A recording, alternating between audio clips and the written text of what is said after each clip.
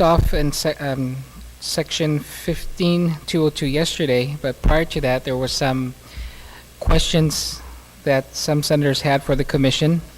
We also were able to distribute the administrative complaints that were filed with the commission on the 2010 general election. The vice speaker had some questions, and we'll get to the vice speaker. But first, we'll entertain Speaker 1, Pat, with your Thank you concerns. very much. Because I just wanted to, there was this actual case, of course, in which, that's why I asked that question, that as soon as the requests come in for an absentee ballot to be sent, and that it was, of course, with the condition that, that the ballots are printed. And then I made the amendment that they would be sent out as soon as the request is received, provided that the ballots have been printed.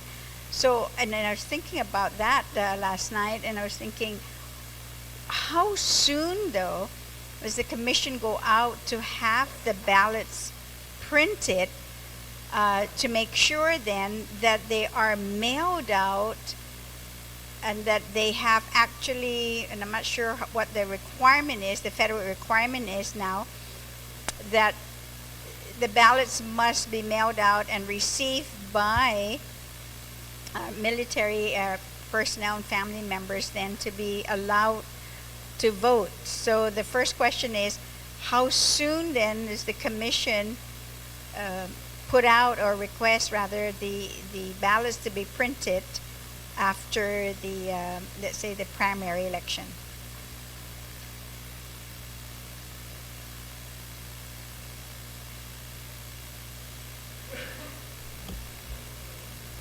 Speaker, after the lottery of names, after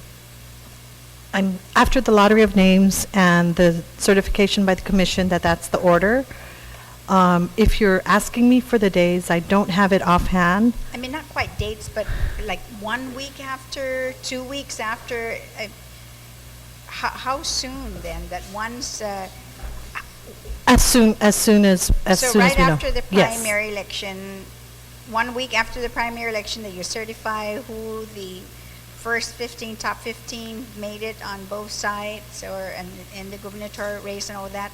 How soon after the primary then election do you have the lottery then for the numbering and certification of the candidates that will move on to the general election? Typically, it's like 1 week. Okay, 1 week. Tip- And how long does it take then to print?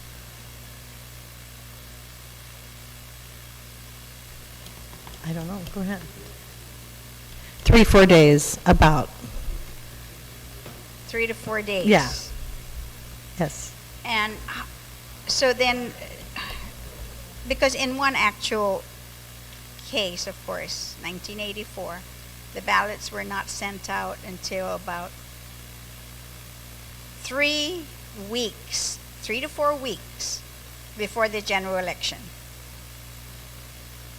Now, I want to make sure that since that time, that that's not the case, or that it would never happen again, where we would send out absentee ballots 3 to 4 weeks before the general election. And where can that be placed in this new regulations that we're setting now for the election commission to follow?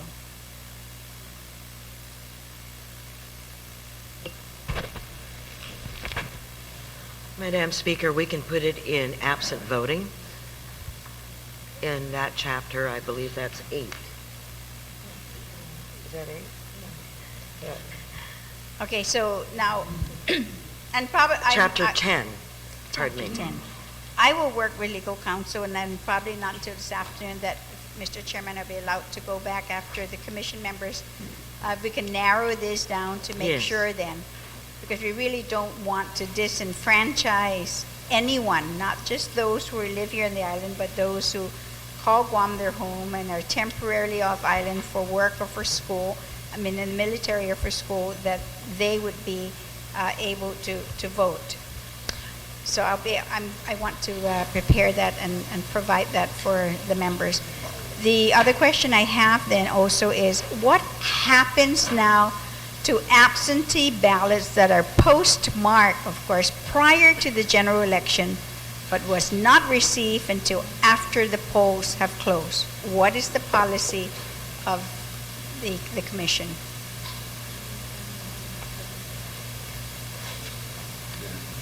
No, go ahead. Postmarked prior to the general election, but not received because of the mail system. We don't know how that, Okay. works. According to current statute, Speaker, whatever is received, regardless if it's postmarked before the general election, whatever is received in the mailbox at 8 o'clock on election night, that's the only thing that's counted. Anything received after that. And 8 o'clock, it's time where the last delivery is by the post office. Isn't there, though, a federal requirement of a number of days that that you still count them coming from military personnel of about 10 days to count their ballots? That was only applicable to the last election, because that was one of the, I think, stipulated orders, that since the commission had mailed it out late, that anything received 10 days after the general election, only for the congressional office, would be counted. So it's 10 days for the congressional office, but it's not applicable for any of the other elections, for senatorial or gubernatorial. Correct. And it was only applicable for this last election, okay? And why could that not be a, now a policy? Well, that's up to this body. If the body wants to put that in statute, that's strictly your call. It has to be done by law. So the only reason why you had the 10 days then, it was for this last general election, Right, only for the federal office. for federal office.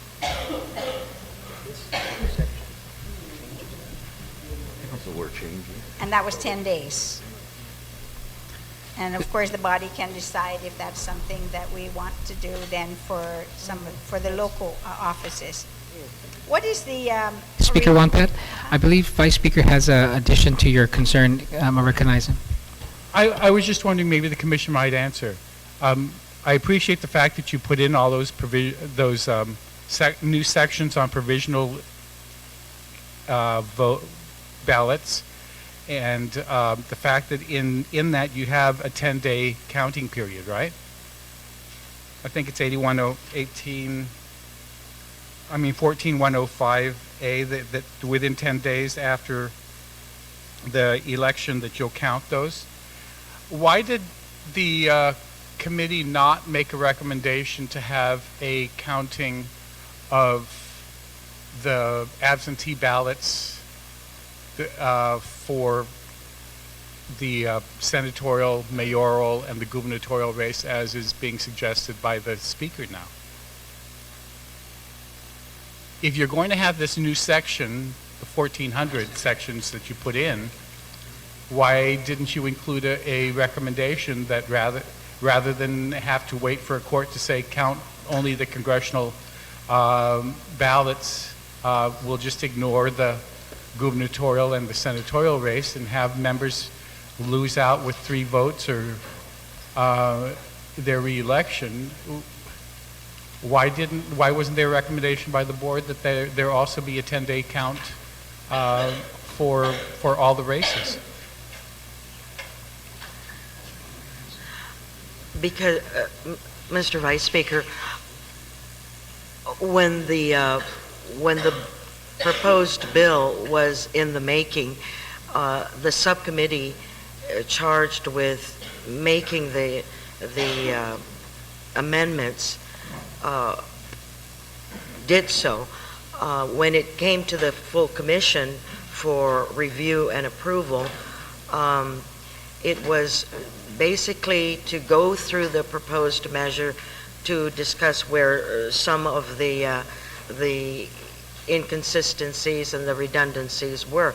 But the commission did not necessarily specify that this should be changed or that should be changed, except for a few things in the bill, because it was the feeling or the general consensus of the members that the legislature should be charged with making those amendments. But yesterday you guys corrected me and said that the whole chapter 14 is brand new, right? That's correct, and done on the subcommittee level. And I'm just saying that same rationale that included a provision on counting provisional ballots 10 days within 10 days after the election, why was that same thought not given to counting all, and I underscore ALL, all votes that come in absentee,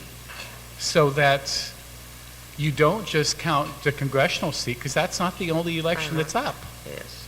There are gubernatorial seats that are up, and there are senatorial seats that are up, and we've seen where people have lost with less than a handful of votes, and you don't count the absentee ballots. That could have made a difference. Well, perhaps in that respect, we just lacked the foresight, up against a deadline, because while it may have been discussed, there was no attempt to put it in the proposal that was transmitted to the legislature. Then I join and support the speaker in her attempt to get legal counsel to write a provision to make sure that we count every vote, because it galls me and dismays me to think that any votes are not being counted. That's correct. And I believe that that's probably also part of the reason why it did not go into that realm of actually touching other things, because we were unclear and about your main concerns as a body. And so this is really the perfect time and an opportune time for the commission to tighten up and include your concerns regarding particular sections, particular procedures, particular voters. And on that note, if I may recommend then at this point that on Speaker Wampat's amendment, that might be also a good place to include in the printing, when you're discussing the printing of the ballots. That would be the appropriate and best section or chapter to include a statute that oversees control of the plates and who gets to take it over, who gets to stand there, who gets to bring it back, where the plate is stored. You can put that all in statute. As it stands, whoever the executive director may be decides on his own, to where to put it. Of course, it's in the safe, but just there was concern stated earlier about the plate itself, and so this would be a good section to include that. Okay, there's two things. One, what's the remedy? I can't remember the final results of the last election for the senatorial race. I know that I was, I think, number 15, 14, 13. But what was the difference between 15 and 16?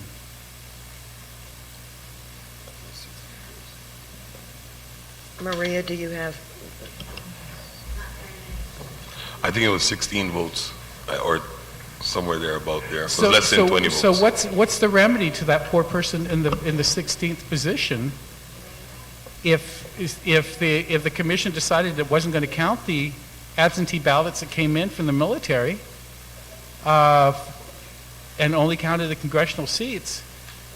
If nobody counted those senatorial seats, you may have, I love all my colleagues right now, but I'm just saying we may have had a different colleague in here if we had the number between 15 and 16 counted. Mm-hmm. And what's the remedy at this point? At this point, the remedy, Mr. Vice Speaker, would be to authorize the commission to count those ballots. Just like the Fed. Why does the commission have to be told count those ballots? It would seem to me that if it's cast and you know that it's a registered voter, why would you not count it? Because the statute does not allow us to, and I don't think the commission, Where does the statute say you're not allowed to count these well, absentee actually, it's silent. So when the law is silent, unless I'm mistaken, to board members who have been on the commission longer, if it's silent, then you No. don't do it. If you're entrusted with the responsibility of counting ballots, you count all the ballots until you're told you don't count them if the person is not registered. You don't count them if they're not citizens. But if they are citizens and they are registered and it came in, you count them.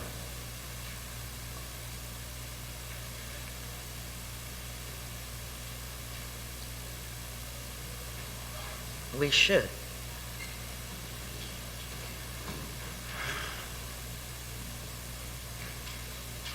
Perhaps the executive director has the figures on the number of absentee ballots that came in, and so it would be two figures that we want. The number of absentee ballots that came in, actually three, the number of absentee ballots that were counted, and the number of absentee ballots that did not meet the so-called deadline.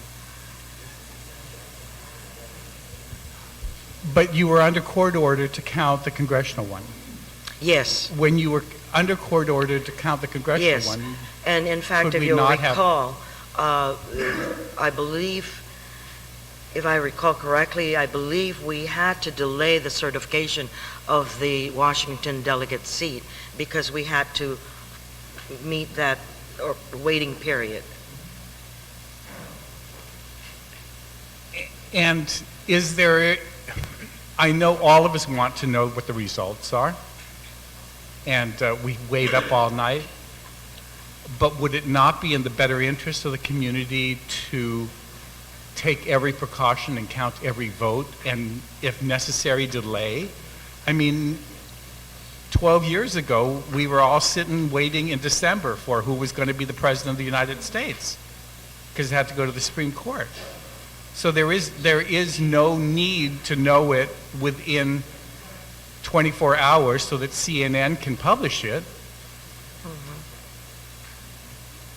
We need to know that the people that are going to be taking office are indeed the ones that the people voted for, and that every vote counted, and it wasn't disregarded because you were sending it from the Horn of Africa and it came in 3 days after or 10 days after, or you were sending it from school in Boston or California.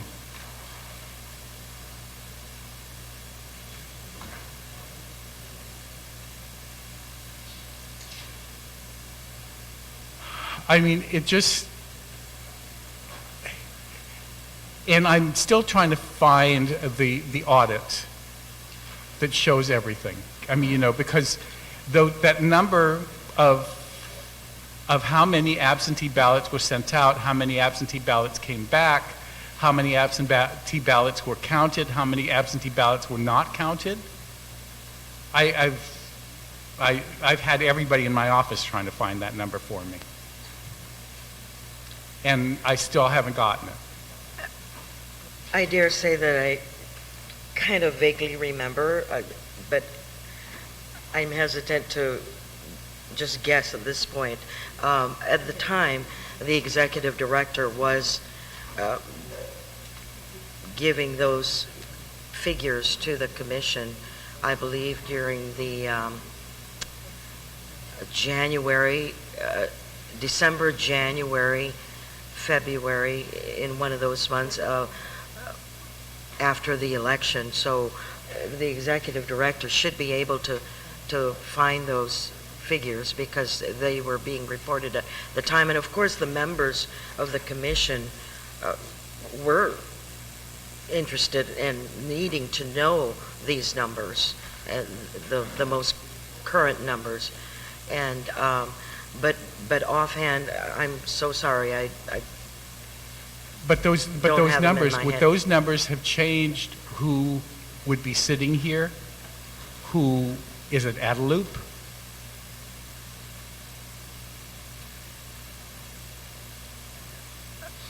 Is that a question, sir? Yes. I'm sorry.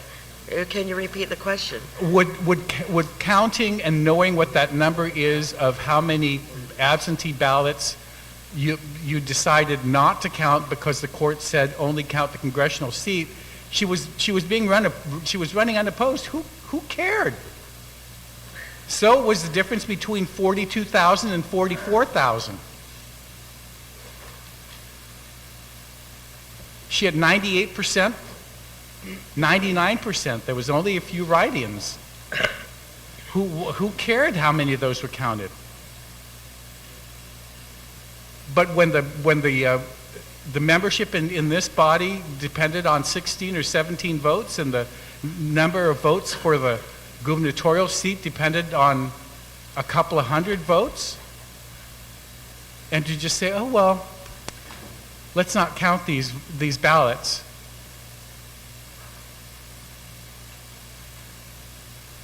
I'm sorry, but I hate to say, but it's more than a disservice to the people. I think it's a crime against the community. Mr. Vice Speaker, I don't think that the commission purposely did not count this. I mean, they were merely following the law and what is allowed in statute. If in the view of the legislature that we need to put all these safeguards in statute, then certainly the commission has to abide by every single line as it attempts to do so now with the existing statutes. Mr. Chairman, Senator Respicio? Mr. Chairman, I've been sitting here as patient as I can be, and I just can't believe what I'm hearing. Commissioner Ruth, you opened up a couple of days ago by saying that you don't believe there was any fraud involved in the 2010 election.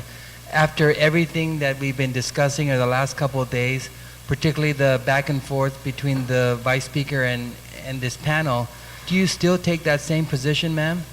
Because I don't know if it's fraud or gross incompetence or just ignoring the law, which is negligent, because you're telling me that you needed a law to tell you to count those ballots. What is your responsibility as a commissioner to ensure that every vote that's cast is counted correctly? And that's why we moved very quickly to have this election reform. And so what's the remedy? You're saying that we have to have an amendment to order you to count those ballots? What if you were told by statute to go back and count those ballots and there was a different result? Would you certify that different result? Or we just say, oh well, we just move forward? We have a headline in today's paper that says 1,000+ voters may have been disenfranchised because how they were purged off the voters listing. Are we going to ignore the amount of people that were denied their right to vote? And I'll tell you that this election was stolen from the Democrats. Because if you had counted those provisional ballots, if you had counted those absentee ballots, we believe that there should have been a runoff, because there would have been the 50% plus one issue. So I don't know, maybe I want to give you the benefit of the doubt that you were you were guided by a higher power, and it was God's will that we have the current governor that we have today. Otherwise, all of these things are by design. You were guided by some very good legalese to guide the commission accordingly so that those votes can be ignored. Do you have any fiduciary responsibility? Other than saying, well, maybe we messed up. I thank the legislature for allowing us to go through this exercise. But what's the remedy for those candidates that could have very well been sitting in office, and not only the governor's office, but also here in this legislature? What's their remedy?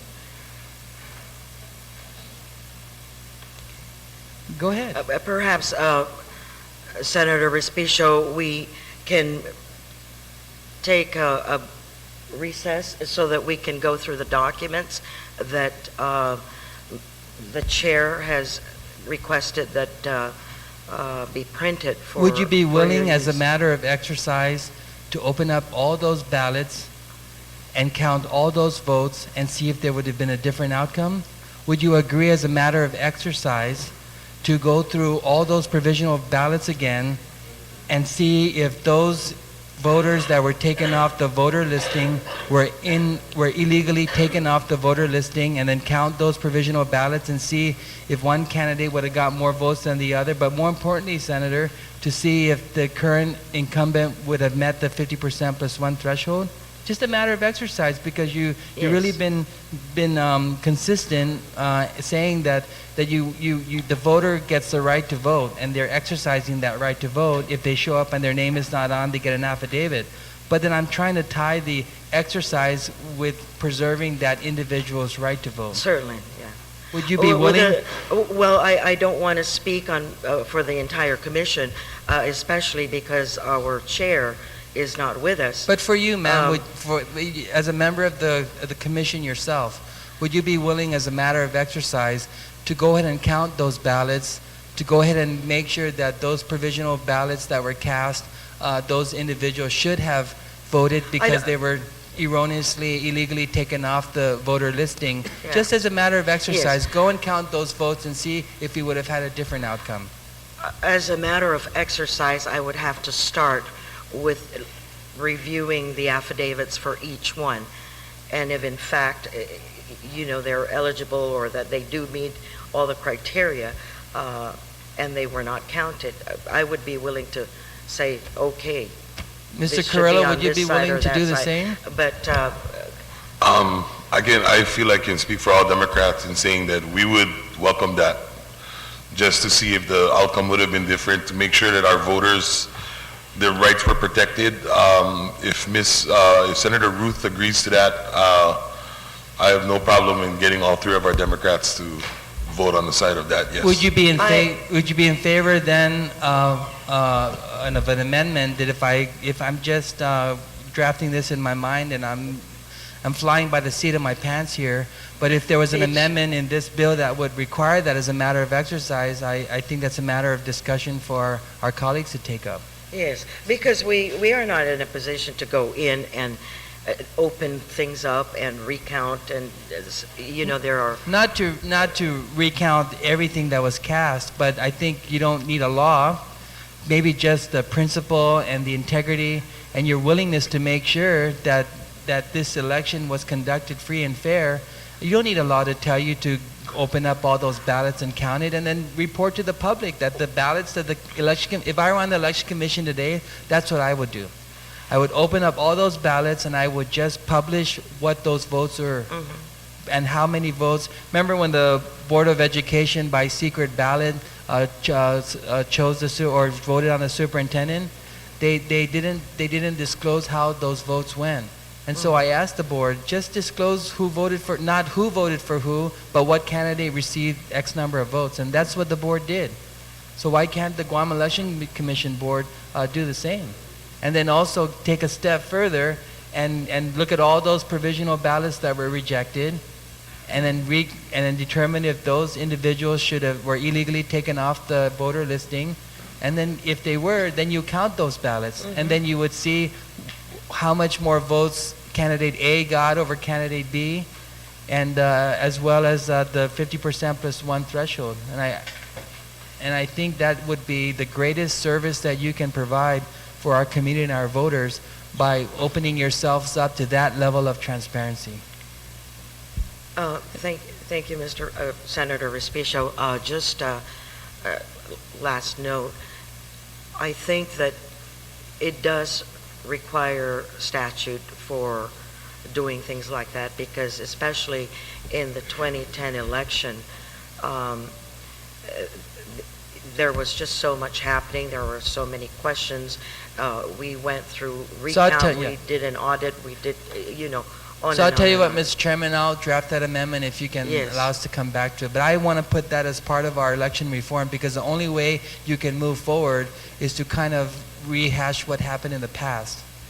And I like that thinking. Thank you, Senator Ruth. Thank you. So, Mr. Can I Carrillo? finish? Because I started out and you went to the vice. Yes, okay.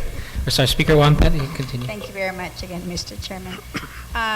To go back to ballots that have been postmarked prior to the general election, the Overseas Voting Rights Act and the Federal Voting Assistance Act also then, as you stated, that there is that requirement that, and then of course you have the court order to say in 2010 to allow ballots to be counted as far back as 10 days, after the, the election, when the polls close. Yes, legal counsel. Can I point out something, Speaker? Yes. If you look at section 10114 on page 101,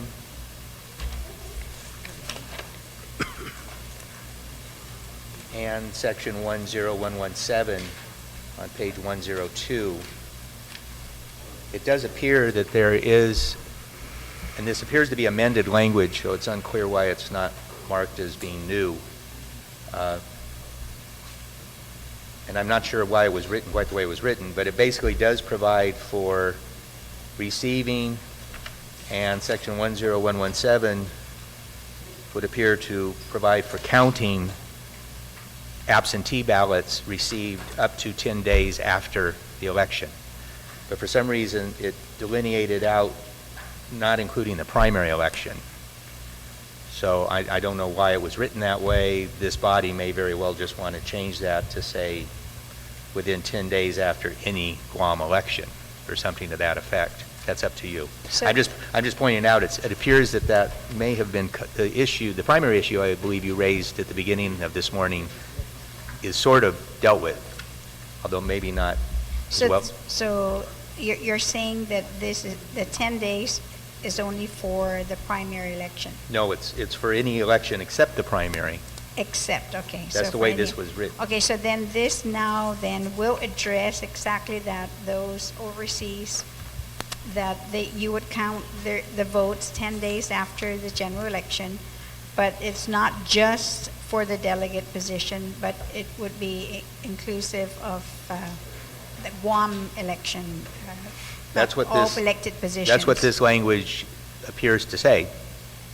I just wanted to point that out. So do you think, because I know commission members will eventually change, their executive directors would change, and if future members read this, would they then read it to be that it's not just for the delegate's position, but it's for the mayor's position, senator's position, the governor's position? Or does that need to be stated? I don't believe it needs to be stated because this is a section regarding absentee voting, which covers all offices on the ballot, so, unless I've just misspoke. No. Point of information, Mr. Chair? Yes, Vice Is Speaker. that current statute? Because 10-117. No, that isn't. That's what I'm saying. This appears to be a revision, although it wasn't marked as a revision. I know it's not marked as an No. addition. So if it's not marked as an addition, because if you look at 0114, it crosses out armed forces at the top, which is making an amendment to current statute. So that's current statute. Current statute already required that you count all those. Why wasn't it done? No, I apologize. At least looking at the current statute, it doesn't say that. That's why I'm saying, for some reason, it wasn't marked as a revision. In 10117, it is marked as a revision. It's underlined. I don't know why in this.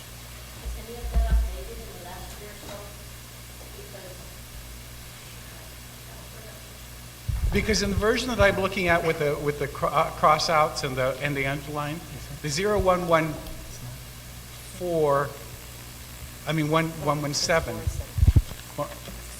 there's this whole section is there, and there's only a cross out on the United, on the military, right?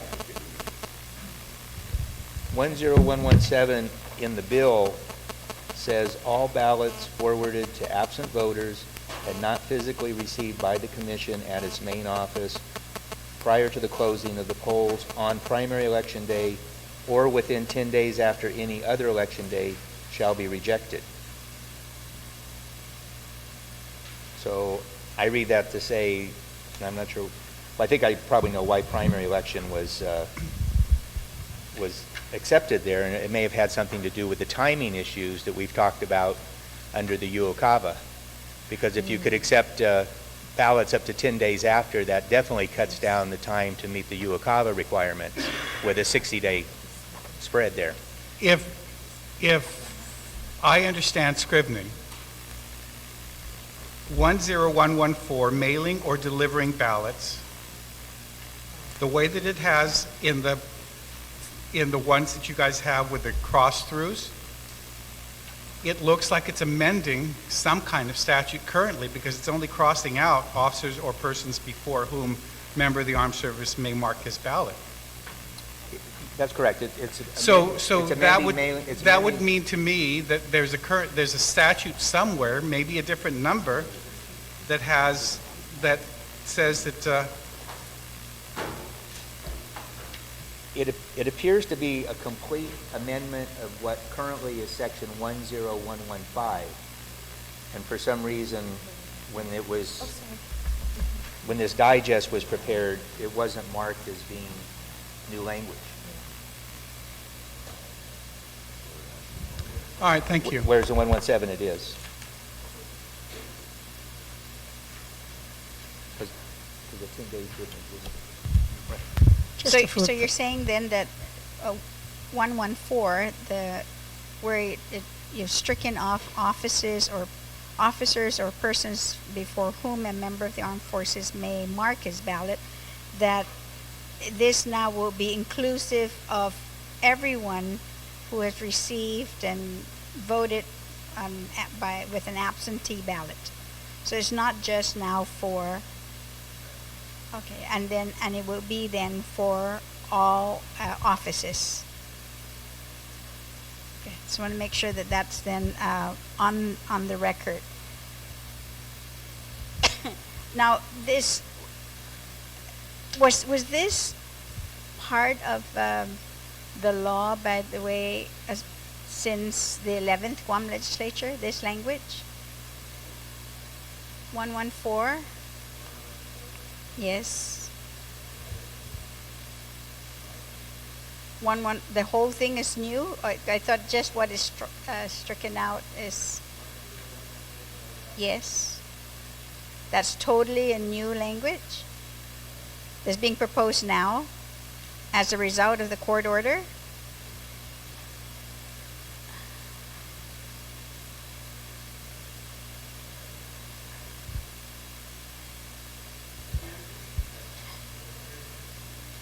Previously, it was 10115, mailing or delivering ballot, which was last amended in the 3 GCA in the 12th legislature. And that was the one that says that the envelopes have to be received by the close of the polls on election day. And that, as far as I know, is still the current law, unless this body has amended it very recently and it hasn't shown up in the compilers. And well, and it's surprising to me, of course, that language is only placed in now because of the court order in 2010. And I hate to bring this up again, but there were 246 absentee ballots that were not counted. It was at the closing of the polls, and when these ballots came in within the 10 days, they were rejected. And that was 1984. And only now we're having to deal with that. And, and that also concerns me. In addition, I know we have the discussion also about voters who have been removed from the roster. And in 1984, 10,606 voters were removed from the voting rolls. And only now, again, here we are, the same mistakes being done, that we've removed 1,000. When are we going to get this straight? You know,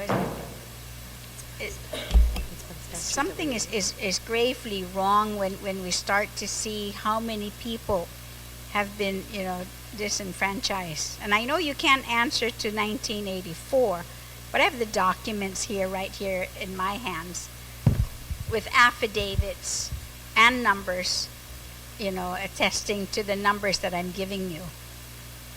And if these mistakes were made then, and we continue to make the same mistakes today, then more so you can understand why we're feeling this way when we talk about a election reform act, because we can't continue to disenfranchise the voters. Madam Speaker, that's what this body has to decide. The commission is just following the law. The law says it has to purge people who don't vote. That was changed from, it used to be if you didn't vote in one general election, and I understand it's been changed sometime, to 2 general elections. I mean, if this body wants to say you never purge, I mean, that's up to this body. The commission just does what it's supposed to do pursuant to the statute. But does the statute say, or is it the policy of the election commission, I'm sorry? that 1 notice or 2 notices would go out to let the individual voter know that his or her name is being removed from the roster? Is that in statute, or is that a policy? I've heard that there was 1 notice that was sent out. We heard yesterday from Senator Ruth that 2 notices would go out. So is that anywhere in the statute that actually dictates how many notices must go out? Or is that just decided by the commission? It's my understanding, I'm sorry. 3124. 3124 Yes. says 1 notice 31? in the current law. I have a point of inquiry then based on the section that's come up.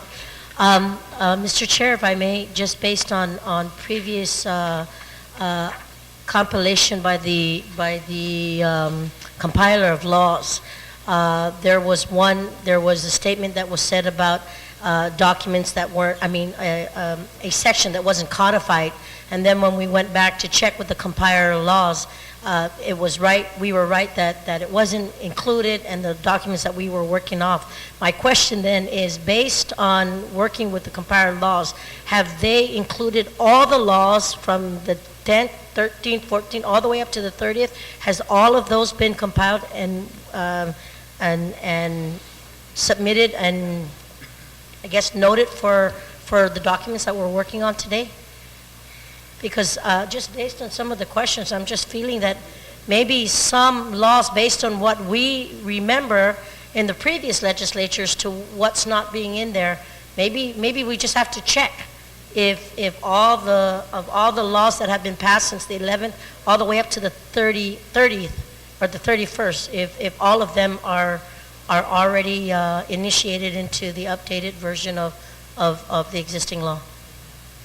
I guess this is a question I'm going to ask somebody then. Well, my understanding is the commission was working off of the current Title III GCA as it currently is compiled by the compiler. The only reason I have said is unless the legislature has just recently passed something to change it that didn't get incorporated, but basically I believe the compiler's listing is these days is current within 60 days, if I'm not mistaken. I need you to know that just based on, probably weren't here, but just several days ago, Public Law 24273 was passed into law by, it was Senator Casper Bauer's legislation, but it wasn't updated with the compiler laws. So that's my concern as we continue to look at this document. I'm just bringing it up. Thank you. Thank you, Senator. So my question needs to ask, have we called the compiler laws to check that if everything is included? Because we're working on that document and there seems to be legislation or something that was brought up? When you brought that up the other day, Senator, I called up the compiler of laws, and they said that the 7 o'clock to 8 o'clock was a typo, and they corrected it. So the book we're working off of, the Title III we're working off of, is as of May 2011, which has included all of the laws except the one on the decolonization registry at the polls. That's the only one that's not in there. That affects the election laws.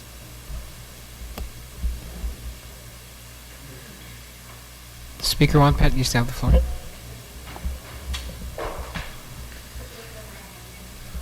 Okay, so any other discussion on 10.114? If not, we're going to move on now to where we left off. Before we do that, we have two amendments. Yes, Speaker. We were going to leave the primary, not counting those.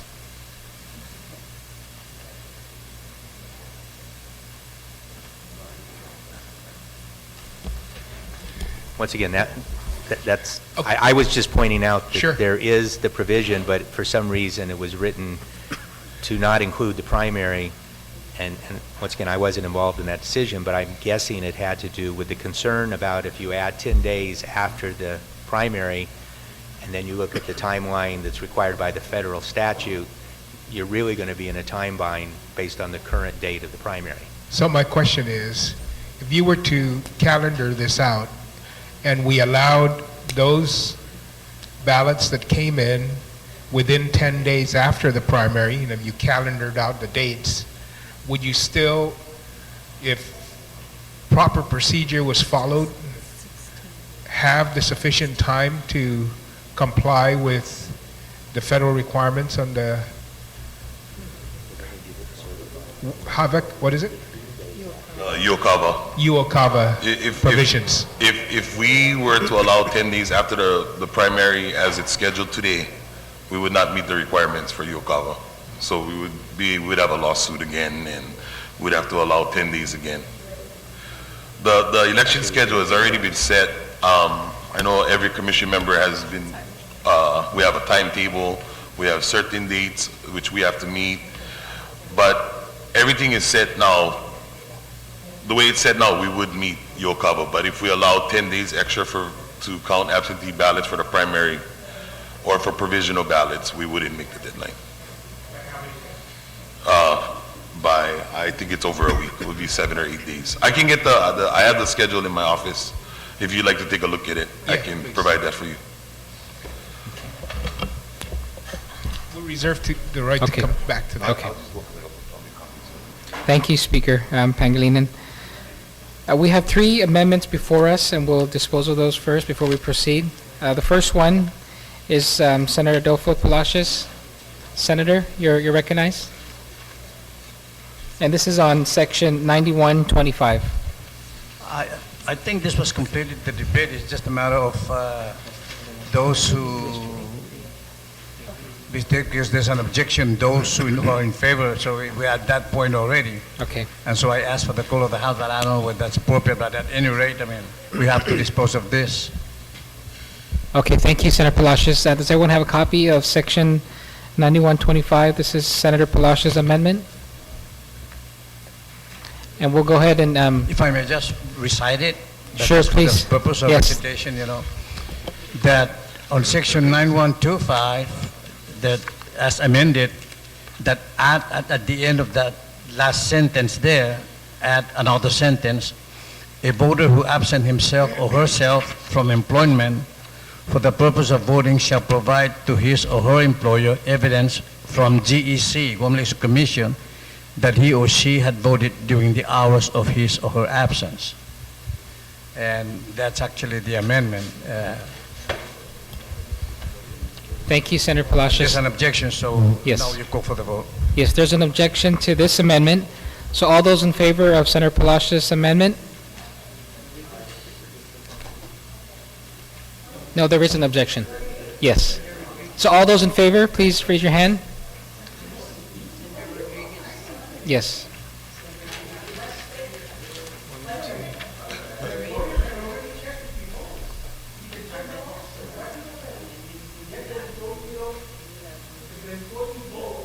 Okay, we'll take a vote. All those in favor of the amendment, of Senator Palacios' amendment, can you, there's 1, 2, 3, 1, 2, 3, 4, 5, 6, 7. Is that a 8? Motion carries. Can I recommend something on that amendment? I'm not in a This one. Yeah, how is he going to show? How is he requiring us to show that he approved it? I don't know, can I ask? Yeah, of course you can. Senator, I'm curious how, I mean, is the Election Commission now going to have to provide receipts to the voters? Is that what the amendment is? Point of clarification, or? Yeah, I mean, guess I was asking Senator Palacios. I'm just curious, sir, if there's no mechanism for that right now on our ballot or in our system to provide excuse slips. So that would probably mean we would have to have additional staff or additional funding. One or the, I mean, something gonna have to happen. And if that's what you get, if that's what the body wants, that's fine. Just seeking clarification for ourselves.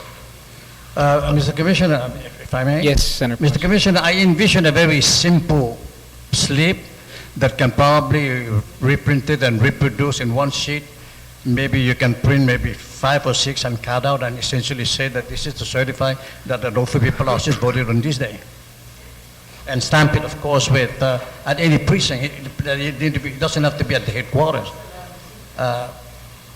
Any kind of, I guess, if it's coming from the Election Commission, that indeed the individual had voted. So just a voter. It's a very simple. Yeah, no, I understand, sir. Thank you. I just wanted clarification. Thank you, sir. Thank you, Commissioner Carrillo. Just to make a clarification, on the amendment that Senator Palacios read, he didn't include a word that was an amendment to his amendment from Senator Ada that reads, a voter who unilaterally absent himself or herself. So that one word should have been read, but that passed. That amendment to amendment passed. So just wanted to make that clarification for the record. Thank you. The second amendment is, Senator Guthrie, you recognize? This is on section 7116.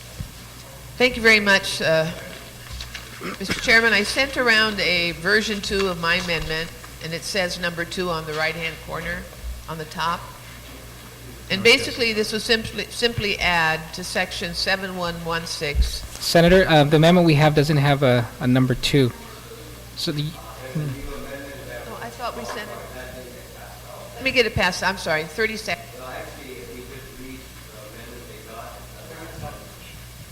Okay, if I can read it, Can we and get a then I'll copy up pass here, out too, copies. please? Okay. Or pass out copies. 30 seconds. Okay, we'll take a short break. You know what? He's going to have to tell us how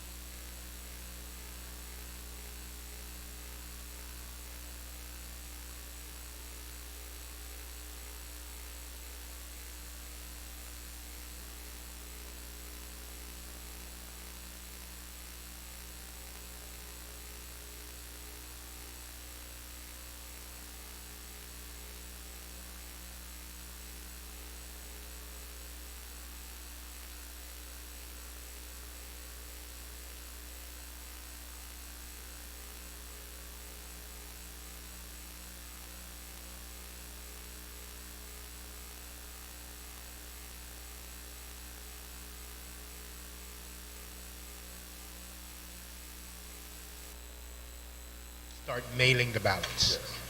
Right, and so I can't see why, given then that the primary election is on September 1st? First, So you have 20 days between then and the 22nd to, if you were then at 10 days, so you're at the 11th, right? Yeah. And so you would then certify yours on the 11th, 12th at the latest, day right after that, in order to count those absentee ballots that come in after the election. And so you'd have then 10 days you certify it, and after the certifying, then you print. No, you wouldn't miss the deadline yet. You'd still have another 10 days. Yeah. Right. So you would then draw the names, or you could draw the names ahead of time.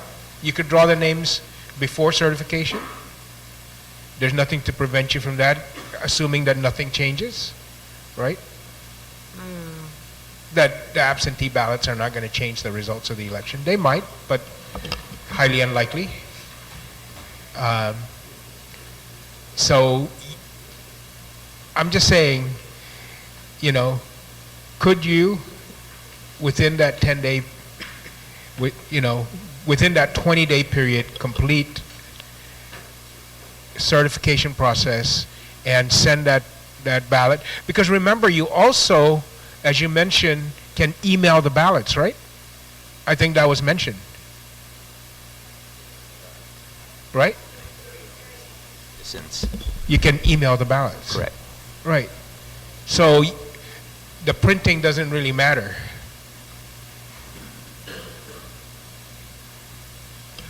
Yes, you're right, sir.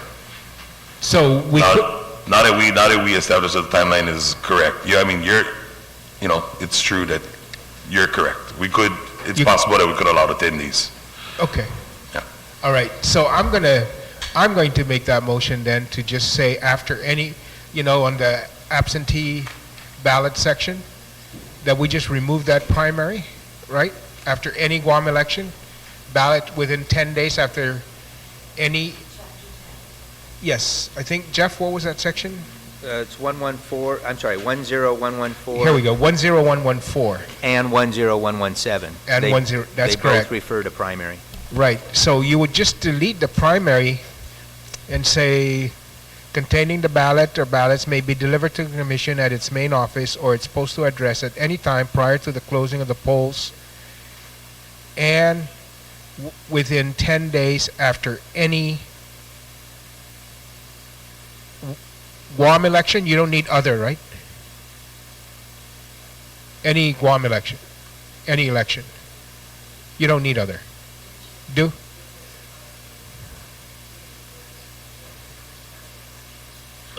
Okay. et cetera, et cetera. All right. Or then just say after any election. Yeah. So just remove other Guam, just after Remove primary and just Yes. say any, because it would cover the primary. right. Okay, so the amendment I have would then change that You take out primary. primary election day and just say on the polls within 10 days after any election. And it would read the same under 117. Are you taking out Guam? Yeah. Yes, yes. Other Guam, so it would be whatever polls on election day. You're taking just other out. You're leaving the word Guam in, any Guam election. No, I'm taking Guam out too. Okay. Okay, on the amendment on section 10114, Speaker Wanpet, you A recognize? technical question, because I know that we had discussed that, but and also if you look at 10106, where it actually talks about the mailing out of the absentee ballots, where it says that the commission shall mail the absentee voter's ballot to the elector by air mail.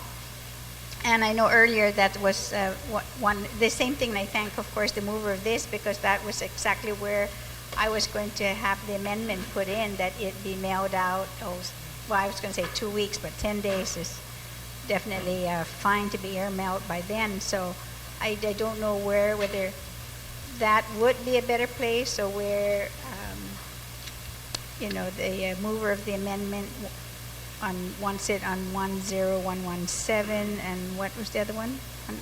117 and... We're on 10114. So maybe we should ask legal counsel, where would this be best? If I may, Yes.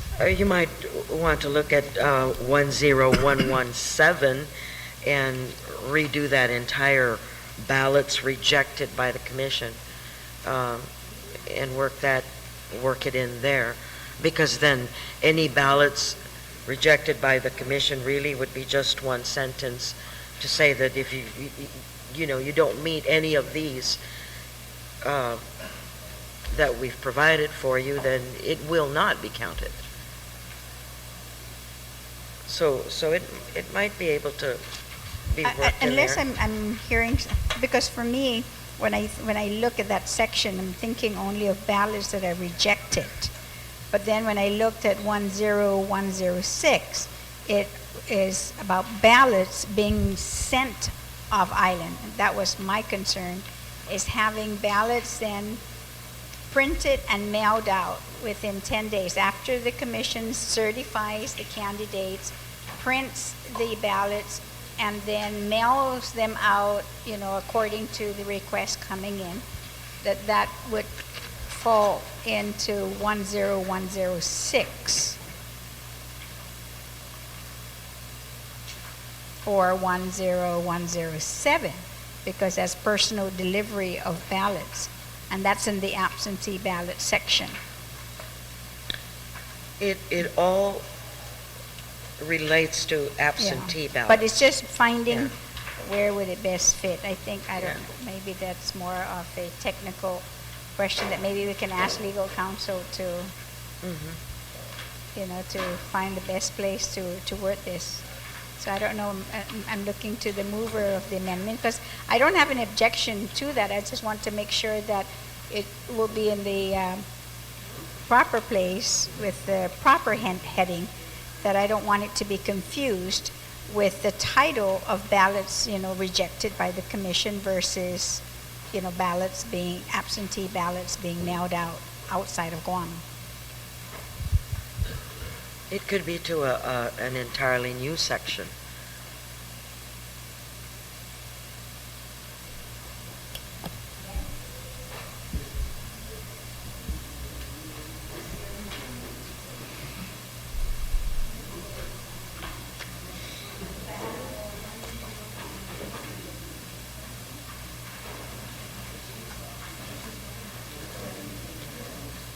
We'll take a short break.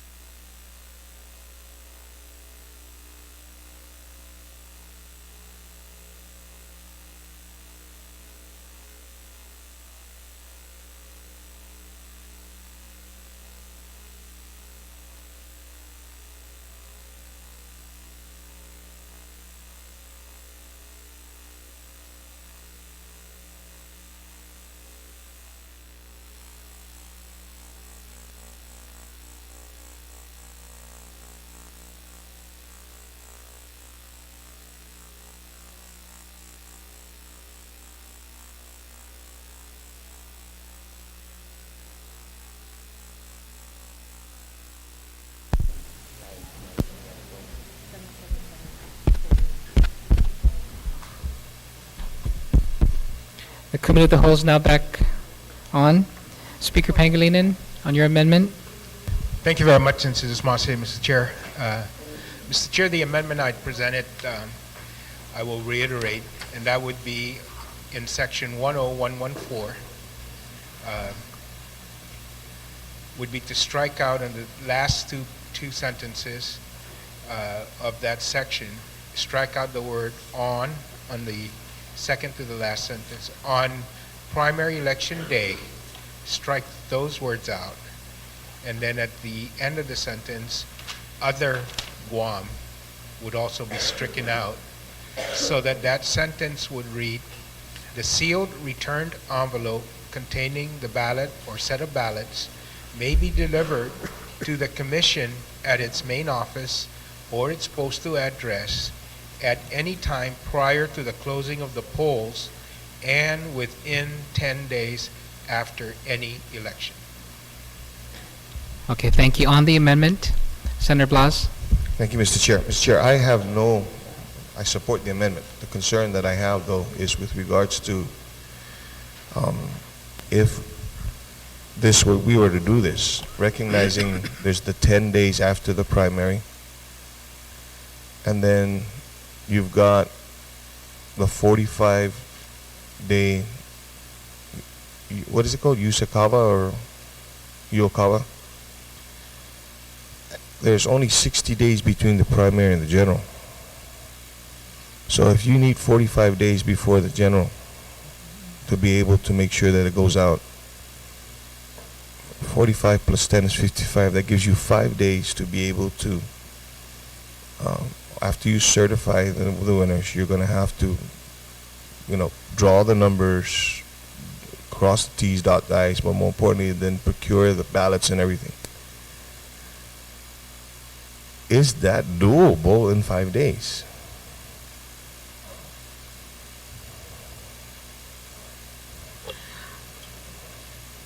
I don't think that 5 days is adequate time to do the myriad of duties that the commission and the staff and the executive director to print and determine and certify and do all of that. Again, I have no qualms, and I support the amendments proffered by the good speaker from Bergara. We're going to have to then look at possibly moving the primary date,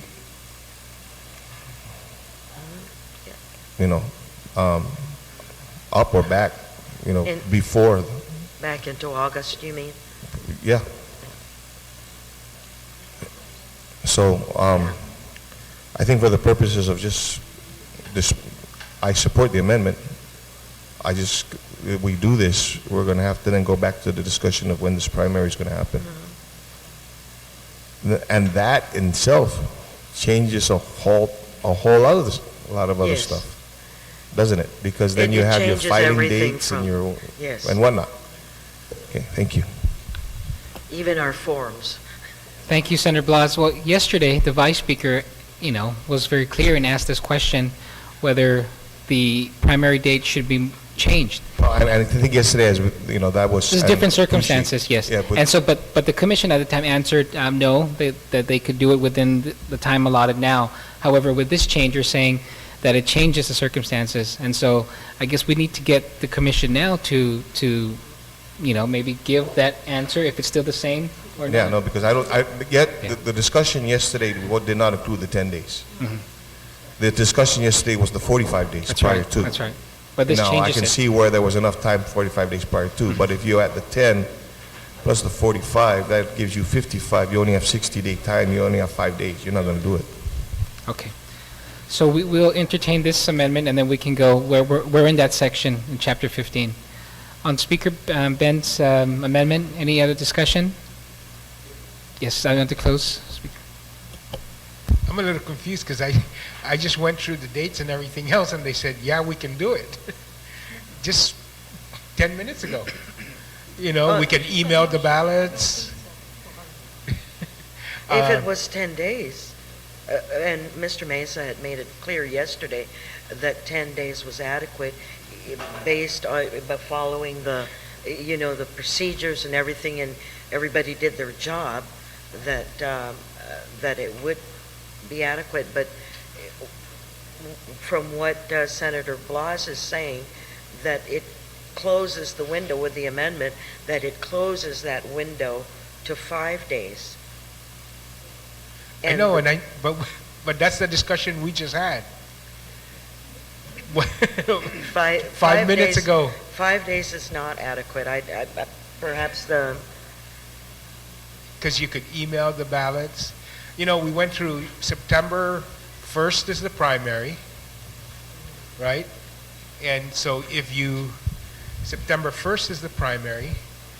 If you're given another 10 days, so September 11th is the 10 days after the primary, so you can count those ballots. Then you have September 22nd is the 45 days prior to... Pardon me for interrupting. You're talking on the delivery of and the return of the ballot. Well, that's the amendment here. Yes, and what Mr. Senator Blas was talking about was the going out to the voters, where if it is not enough, then, move it back.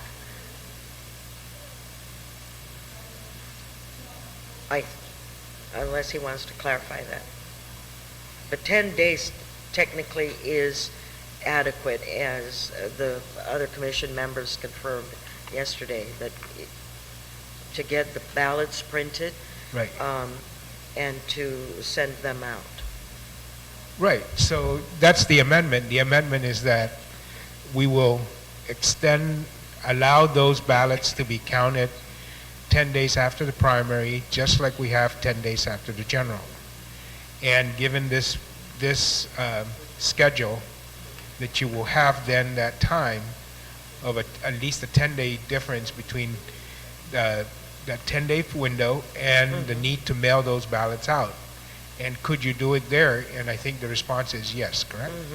Yes, okay, that's correct. To send them out. But just to because reiterate it, perhaps the executive director can... Yeah, because that's the deadline that we're held to for UOCAVA is when you send them out. Correct? Yes. On the sending out. Right. But you're talking about on the return of that ballot. No, I'm talking about sending them out. Well, sending them out by 45 days before the primary and 45 days before the general. Perhaps the others can glean from this. Okay. Okay, while they're discussing this, I'm going to recognize Senator Guthertz as well, and then Senator Blas. I think you wanted some clarification as well. I just thought maybe we can solve this a different way by asking the question, objectively as possible, why do you need 60 days between a primary and a general election? I've never understood that. Why? Maybe if we can resolve that and have a shorter period between the primary and general election. Well, in theory it might be, but it might be better. It might be better for the public, but why do we need 60 days? Why? Why is that the magic number? Yes. But we can change the law, right? Yeah. Are you talking about making it a shorter time period? Yes. I'm trying to think outside the box, since we're thinking outside the box on everything else, and it might be something that's.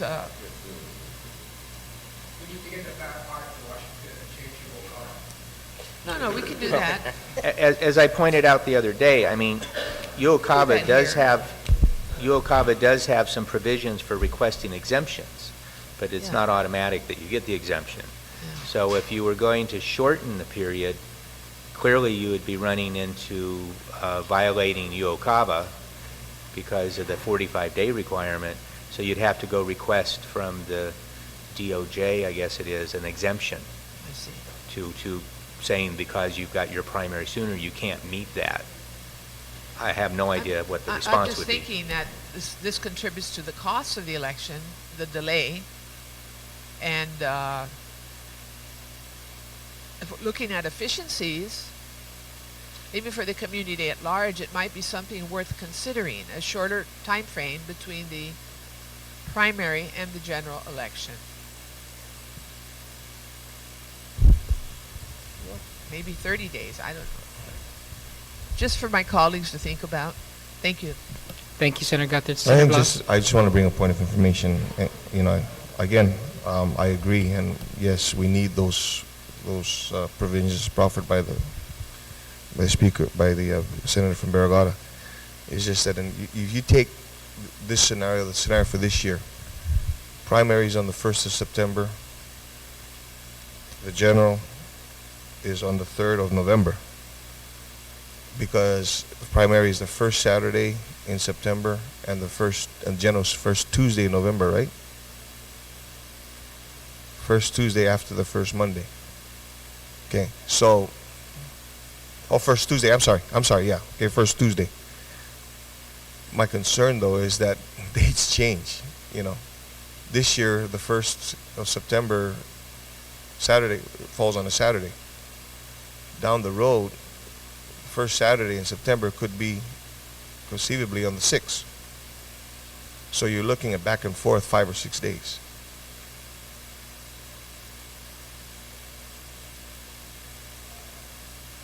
So then, you know, that you've got that expansion and the retraction with regards to the time frame. This year you may have 10 days, but that's not going to be the case in all years.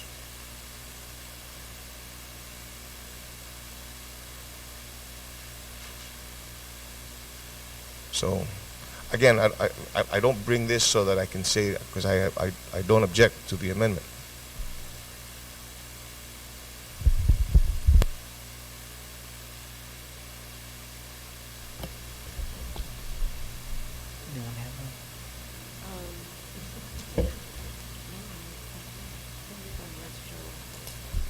Okay, so we're going to go back on to the amendment. Speaker, do you want to close on that, or you're fine?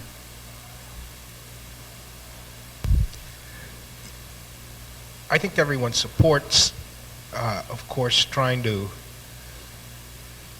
make every vote count and count every vote. And when I looked at this and trying to rationalize why every vote is going to count on general election and not every vote is going to count on the primary election, I'm just trying to reconcile those two. And the rationale given to me, the reason why we're going to not count every vote and make every vote count in the primary is because of these deadlines that we have to comply with statute. And based upon this year's schedule, I looked at it and requested the opinion of the members of the commission and the panel up there, and they said it can work. It can work so that we can change the requirement of closing the polls and closing all ballot counting after, or all ballots should only be counted if they are received prior to or on primary election day, and not 10 days after that, and treat the primary election differently from the general election with regards to making sure every vote count. I thought that if there was a way of making them the same, then we would do so. And asking the commission on the logistics of it, we're saying initial reaction was it can be done. Now you're telling me you can't do it. Or you would rather not do it?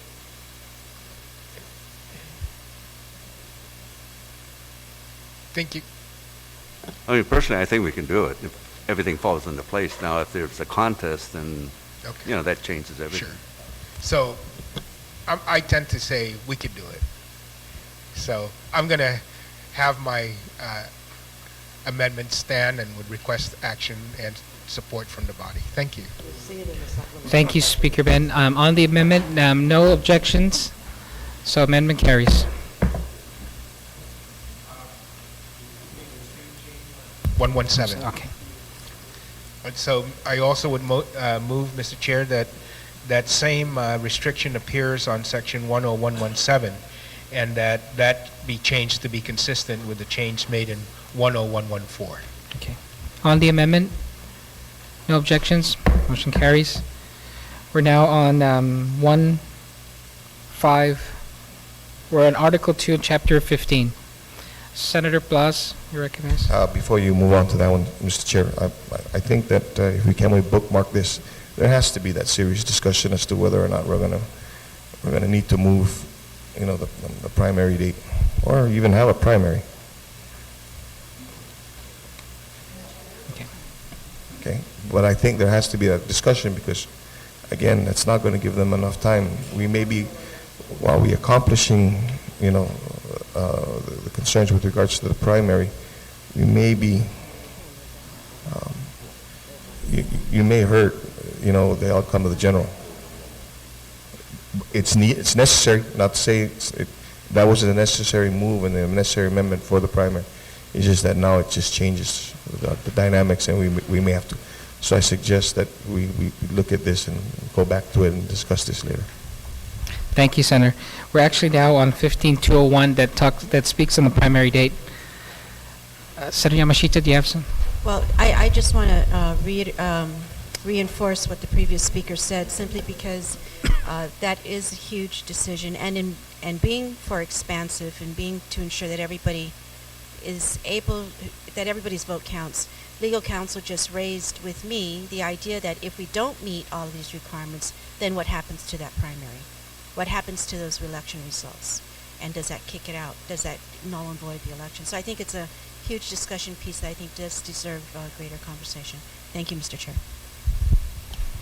Thank you, Senator. We're on section 15.201, primary date. So this is, we could entertain it now, or we can move on. Any discussion on 15.201, primary date? 15.202? Speaker Pangilinan, you're recognized. I wanted to go back, if you don't mind, Mr. Chair, in changing those dates and allowing that. We said that one of the new authorizations that's being provided for in here is the emailing of the ballots, and we allowed it for soldiers and overseas citizens. And so what I would like to do is in section 10108, just allow emails for all absentee ballots, to be consistent with sending them out to overseas citizens and soldiers, that when you're sending them to an absentee ballot for somebody who's in California getting medical care or whatever, that the email ballot be allowed for that purpose also. So any absentee voter would be allowed to receive an email ballot.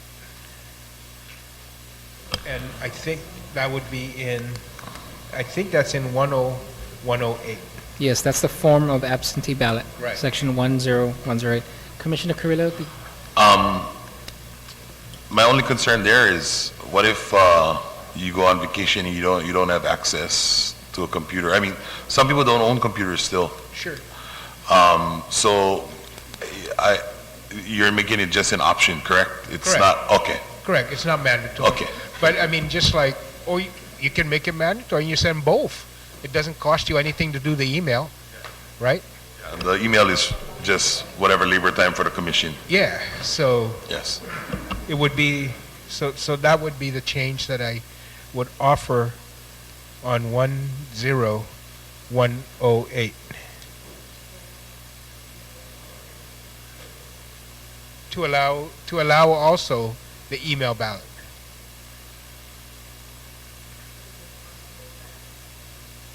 Is it possible that an absentee voter might get two then, where he downloads the ballot?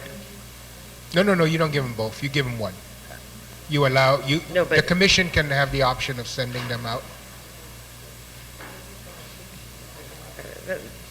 There's cause for human error there. I just, in the frenzy of that very short window we have, to do everything.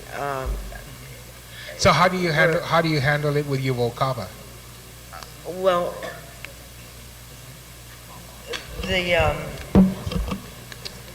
the first election under Yuvalcava was the 2010 election, and how did the commission envision implementing this new provision in here with regards to email ballot? That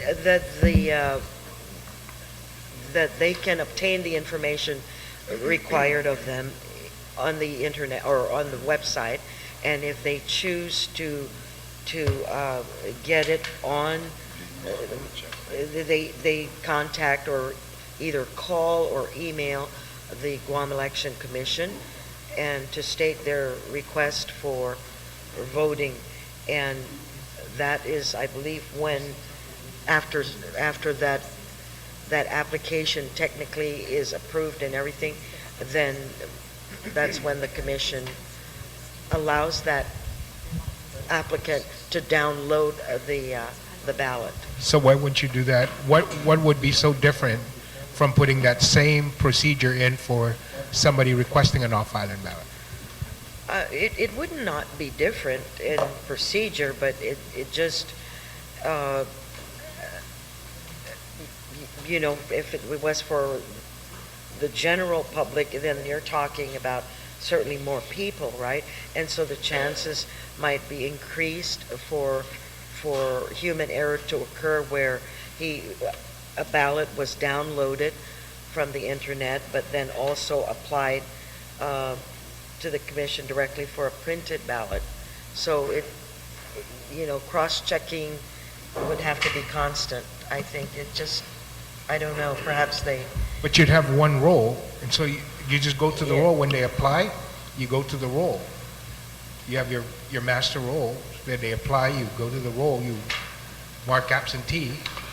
I mean, you'd do the same. In my mind, Senator, the problem we would have if we allow the general public to vote absentee and we email in ballots, it could be a mechanism to circumvent what we just took out in early voting now, because I could say I could be off island and download a ballot and email them back.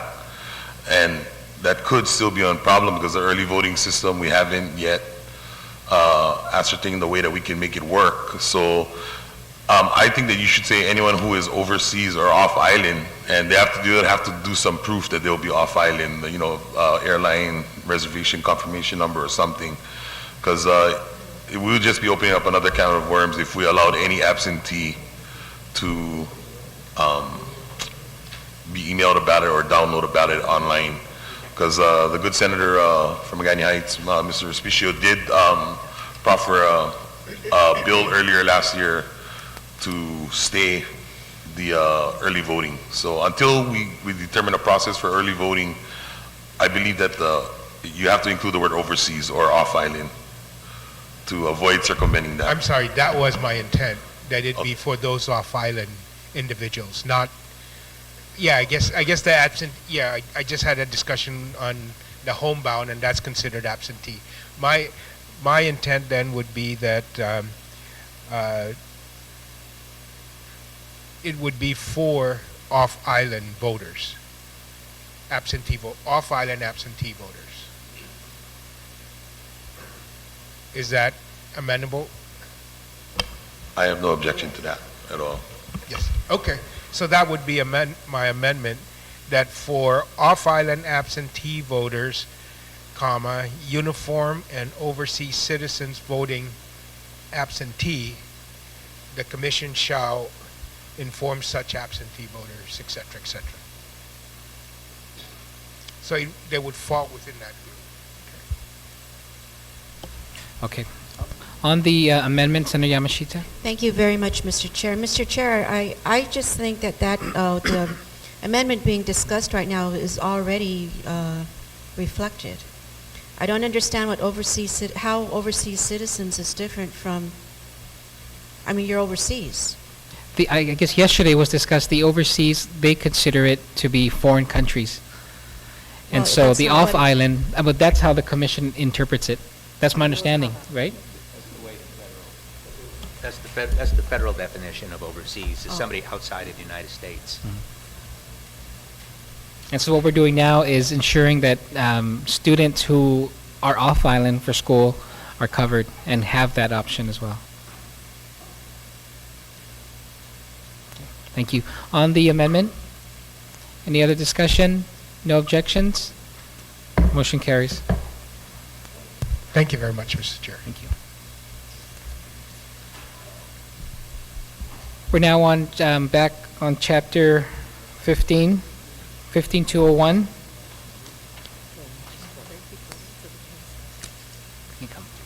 We'll come back. 15202, 15203,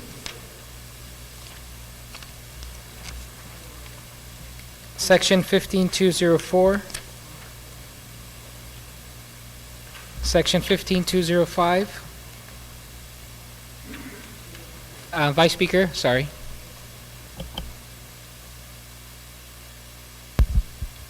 I was just wondering if any commission members can remember how far back this threshold or number of signatures was determined by the legislature. The 100, 250, 500.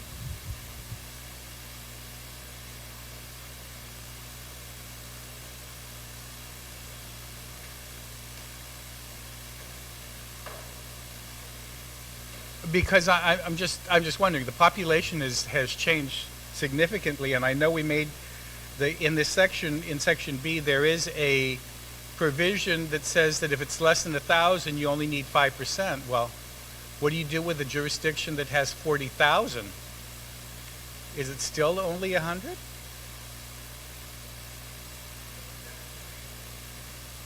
No, I understand, but I'm just asking.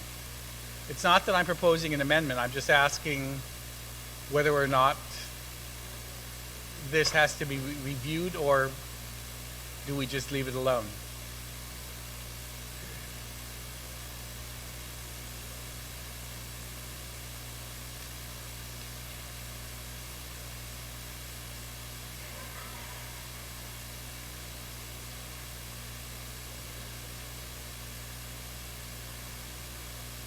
No, I understand, but still,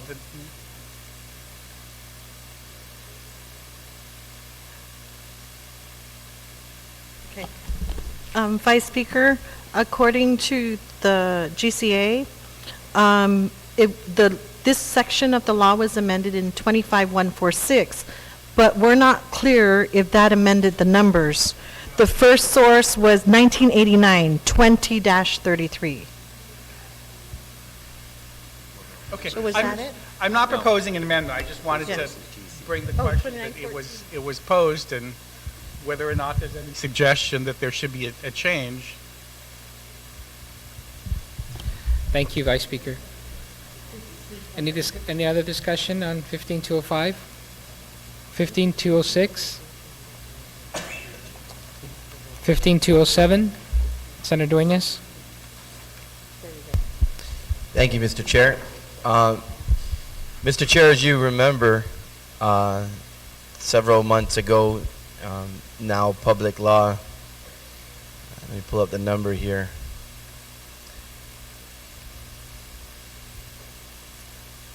(54-31) basically amended the section to which a primary is conducted to have a two-sided ballot. And I'm reading now off of a letter from the governor's office addressing the issue with regard to third party, as well as the issue of independent candidates. I believe earlier in this review we've taken care of the third party issue on discussing that a third party would need to run as a minority party in a general election, secure 10% of the cast ballots, and then the consideration would be in the subsequent next election, where there would be provisions for a third party that has been established to run in a primary. Now, I'm going to ask legal counsel at this time, in the reading of 15207, it seems to me that independent candidates is defined here basically as meeting the same requirements as party candidates. Would that be correct? To be placed on a ballot?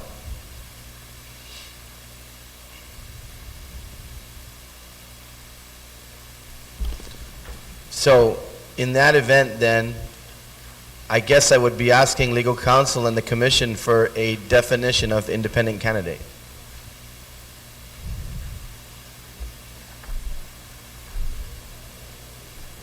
And the purpose for that, council and the commission, is because I feel as though to compel an individual who is running as an independent candidate to participate in a primary party election is wrong.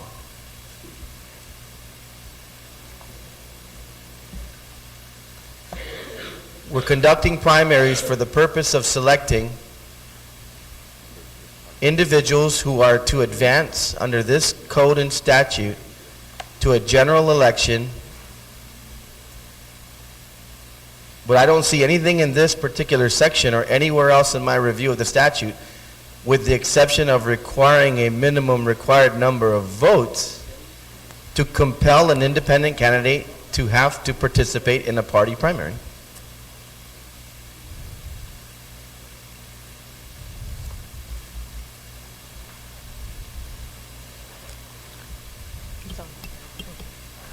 Well, first, Senator, you ask about there is no definition in the code of independent candidate. Okay. There's only a definition of candidate.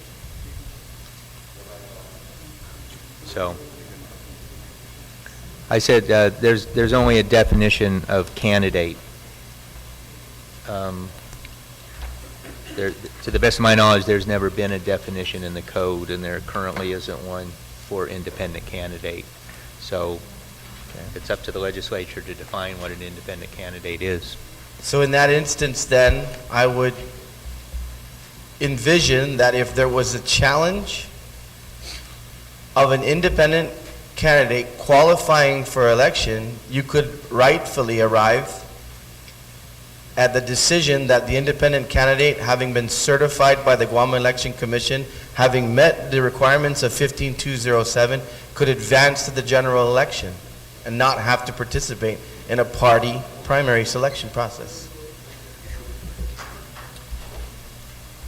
Yeah, Senator, first, I guess I would point out that the current statute for independent candidate that this is amending, the current statute is 16207. I just want to point out there is some additional language that was there that's been deleted. The current statute says after candidates, then it says, and comma, and no nominator shall sign any petition who has previously signed a petition for the same primary for a partisan candidate. So right, one can argue, therefore, that an independent candidate is not a partisan candidate. Absolutely, and that even, I'm not sure why we're deleting that, but that's even stronger, because what that means is you, by nominating a person for independent candidate for office, cannot sign petitions for individuals for a partisan office, for participating in a partisan and participating in a party election. So that would even strengthen the requirement. And as a matter of fact, then the Guam Election Commission would have to not accept any signature of a registered voter who signed another petition for an individual participating in a partisan race. Because you were involved. Senator, one of the commissioners has a question. Yes, sir. If that's okay with you, please, Commissioner. I understand what you're saying. I hear what you're, my problem is that if we allow independent candidates not have a standard to reach the general election ballot, then why would Senator Pangilinan run as a Democrat? Why wouldn't Senator Pangilinan or why would you run as a Republican? If you're going to make the general election ballot, regardless, because you're not affiliated with a party, why have a party system? Well, I would My worry, Senator, is that you would destroy what we have now in our electorate system. Because people would say, why go through a primary if I just got to go sign up as a independent and I'll be on the ballot? There needs to be a litmus test to reach the general election is my feeling. For the people sitting in this room, you all participated in a primary election and then you participated in the general election. It's a two-tiered system. And if you allow candidates to just apply as independents and not have that standard, who's to say the Democrats are not going to run 45 people that are, and what's that going to do to your numbers, or vice versa to the Democrats? I think that we need to protect the system. There needs to be a test to make the general election ballot, is what I'm saying as a commissioner, to protect the rights of the voters and the candidates. You know, Mr. Carrillo, I'm glad to hear you say that, because you participated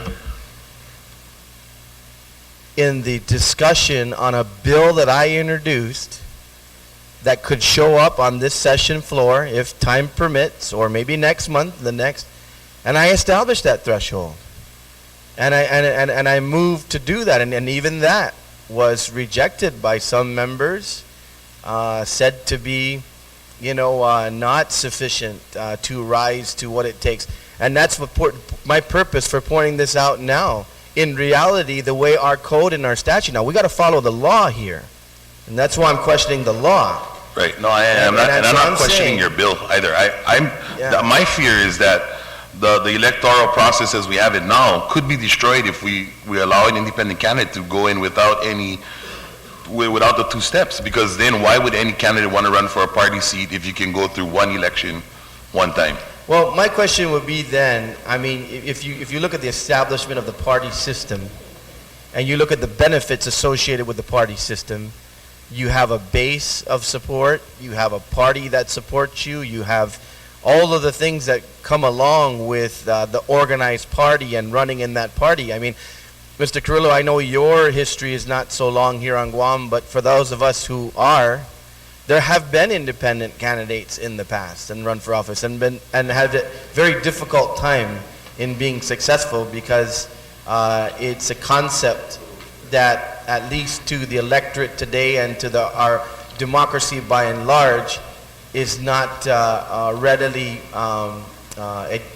subscribed to by a good portion of our population. So I think your fear is a little overstated here. But going back then I think then the remedy that I propose would be appropriate then, or to be debated, or we could do it while we're here now and establish that threshold.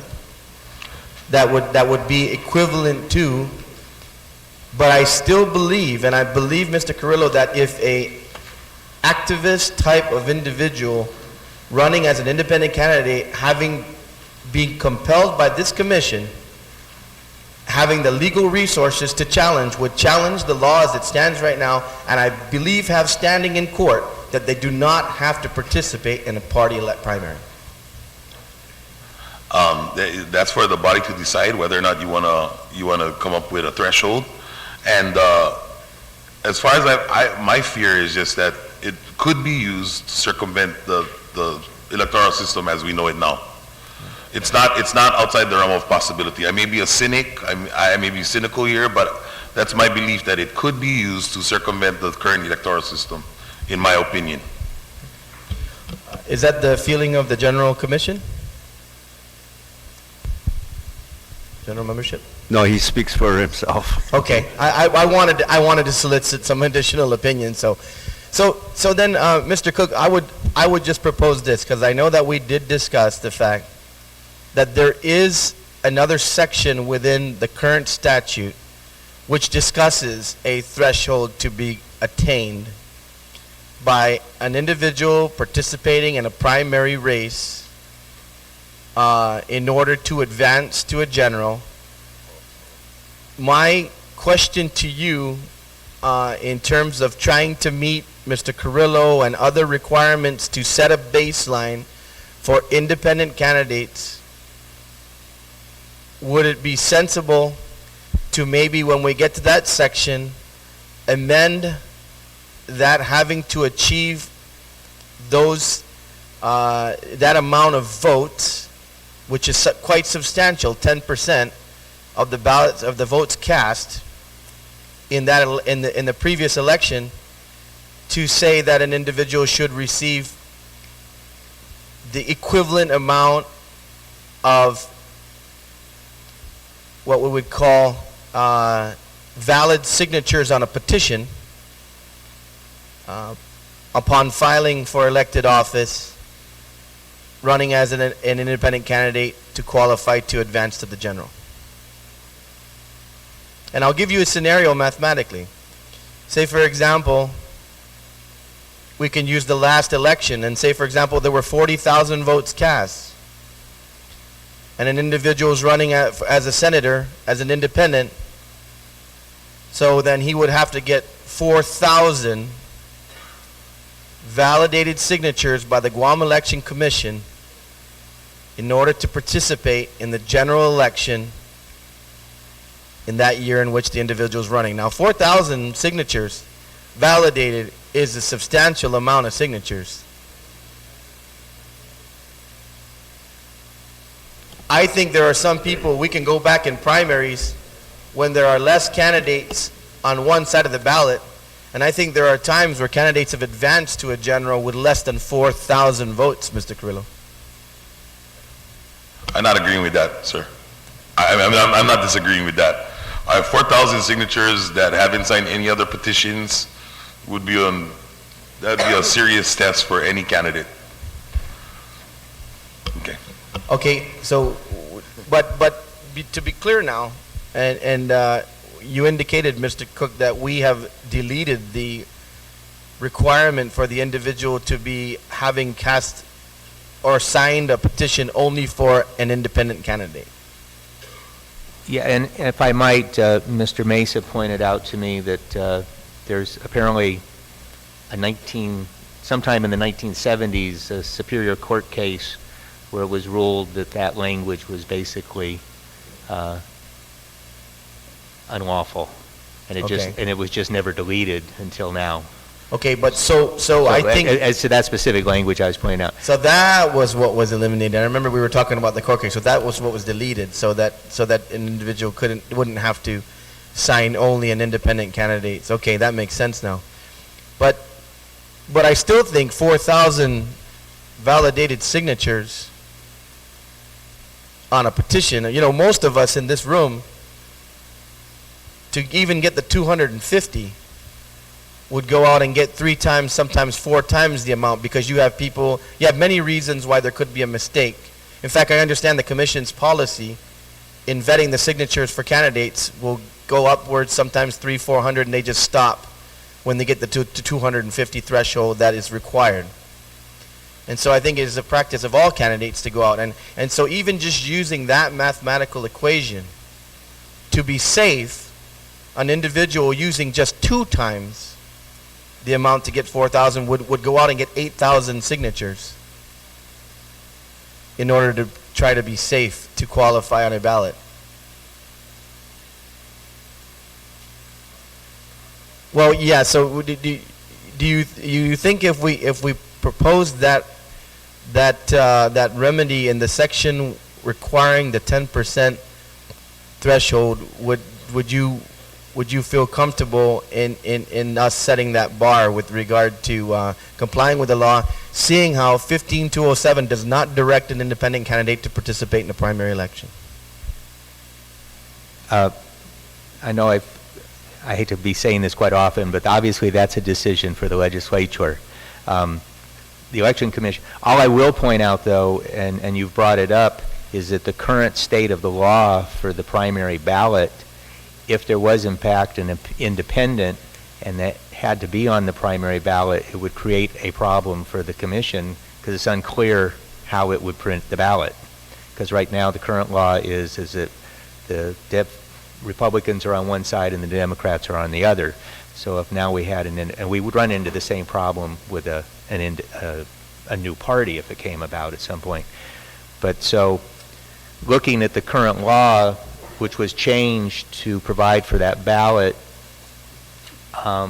it doesn't appear that the body looked at the section, what's currently 16404, and in the new code, I believe it's 15404, which has the provision for an independent column and having to receive 10%. So I don't know, I know as the counsel for the commission, I can't say that they support your proposal one way or the other. I'm just pointing out that there is a problem in the current way it's set up. Whether or not your proposal is the best way to resolve it is up to your colleagues. That would be my best answer. Okay, but as counsel. Okay, so but at least so that this body understands we need to deal with this dilemma, you also concur that there's no direction other than a threshold to be reached in a different section for an independent candidate, and that 15207 does not direct an independent to participate in a primary.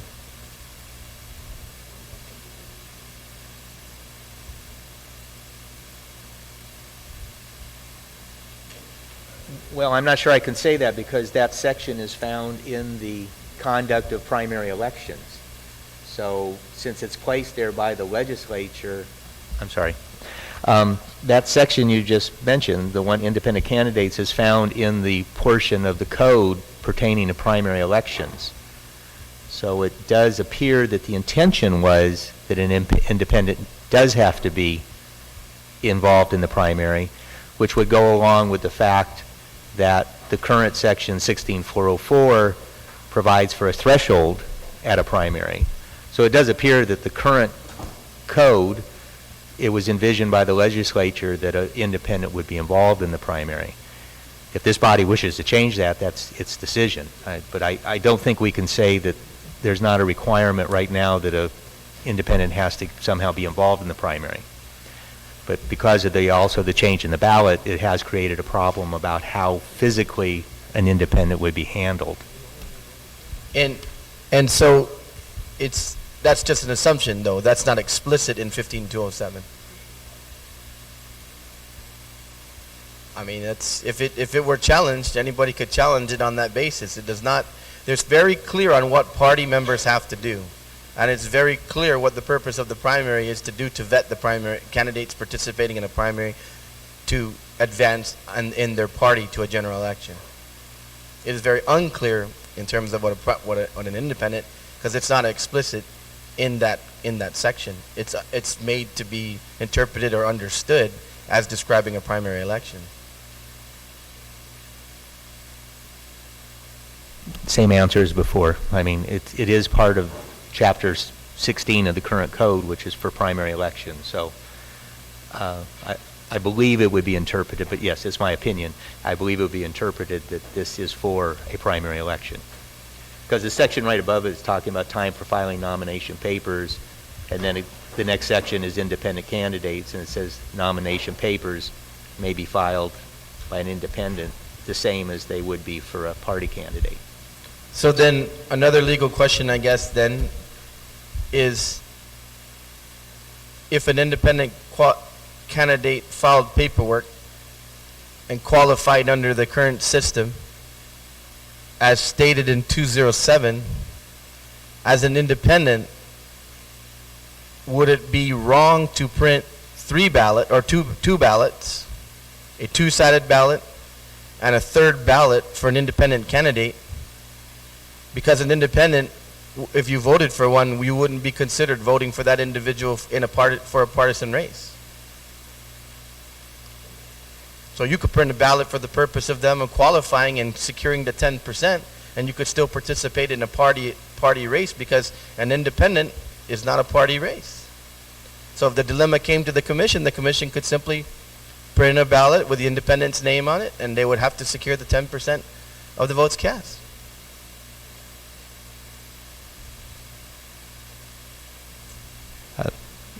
That would technically seem to be accurate, although once again, I mean, the real problem that's been created is the change in the form of the primary election ballot. That change was made without considering the independent, because the old section, as I recall, and I apologize I don't have it in front of me, had the provision of the highest in the last election, like if it was the Republicans, they would be the first column, then the next column would be the Democrats, and then if there were independents, they would be the third column. Yeah. That's the way the statute used to read. So it all worked together.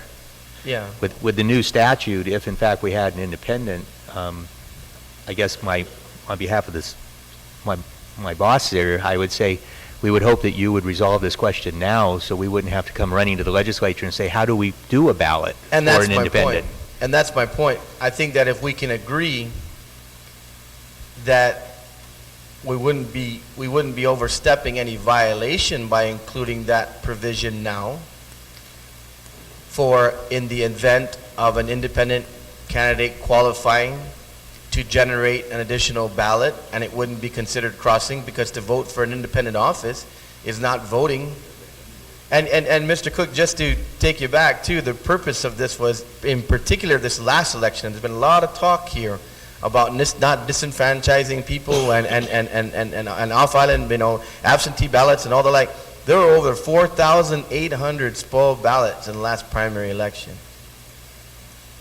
And that was due to crossover voting. And it was even discussed many times, because of the way we're currently conducting primaries, it's always been problematic, because it's the way the system is set up. We issue a ballot with instructions and hope for the best, because we don't ask folks to participate in a closed primary whereby they declare their party, ask for a Democrat or Republican ballot, because we're sensitive to that here in Guam. And we don't want to, have people have to march into a voting booth and declare that. And we've found that, electronic machines are just too problematic to work with that would sort out this problem, because in the States, in an electronic format, you can only vote in a primary in one party, because that's all you're availed. And so this has been problematic throughout. And so we thought the best thing that we could possibly do, at least the members who voted for it and supported it, is to get as close to as we possibly could to a true party election, and that is to have instructions that are very simple to say you can only vote on one side of the ballot. Have Republicans and Democrats on either side. And if I may add, Senator. Sure. And we want to just move along here. One of the questions you had was a remedy for the commission to print a third or a second ballot, which is an independent, if an independent is running in that election. That's correct. But won't that be problematic? Because how would you, if I'm a voter, tell me, you give me two ballots, what stops me from voting for the independent and one for a partisan? And that's my point. Yeah. You could do that. You should be able to do that, because if you're voting for an individual who's independent, you're not crossing, because that person's independent. They don't represent a party. They're an independent. And so if you really like that person that's an independent that's running for office, and you like Dennis Rodriguez and Ben Pangilinan, but you also like Uncle Sam, who's independent, who's only participating to meet the minimum requirements, you could vote for Uncle Sam too. Senator, if I may. Okay. Senator Duenas, I mean, it sounds to me like the most logical thing to do would be to close the primary then. I mean, let people vote in their own primary. Republicans vote in theirs and Democrats vote in theirs. And I love that idea. I mean, if you want to proffer that idea, I mean, as far as we would still do this, the election commission would still run the election. If you want to, in my mind, if you want to do that, you can. That's a good road to go down. We should have lunch and come back and Point get of the primary. information, though. Yes, Senator. That was discussed, that was taken to court, and both parties went into court and expressed their desire as parties of how they want to conduct the election. And that's why we have where we're at now. Now, if you want to close the Republican primary, then my suggestion is you go to the Republican Party and you say, withdraw from that suit, because actually every year in every election, the parties have to go to the court, certify that they want to continue the process of the primary that's currently in place. And anytime they don't want, they can withdraw. So the Democratic Party has stated its position. We want to continue with this process. The Republican Party as well came into the court. Now, if you as a member of the Republican Party then wish to change that, then I suggest that that go in the discussion in the Republican Party and not on this floor. Mr. Chair, it was a Democratic member of your panel that brought up the issue, and I simply affirmed it by saying that's a wonderful idea. Now, I have not proffered any amendments here for that, but I'll remind you, Mr. Chair, that it's a Democrat member on your panel that brought that idea forward. Okay, thank you, Senator. Is there any amendment on 15207 at this time? We want to just move along here, and then... I think I will work on that amendment Okay. and bookmark this to include the minimum requirement as I described earlier, and not having violated crossing over on voting for an independent. Thank you, Mr. Chair. Okay, great, thank you. Any other discussion on 15207? 15208? We're now on Article 3 ballots. Section 15301. 15. That's the, okay, now we're on Article 4, 15401. 15402. 15403. Section 15404. 15405. Article 5, election contest, Section 15501. 15502. 15503. 15504. We're now in Chapter 16. Article 1, 16102. 16103.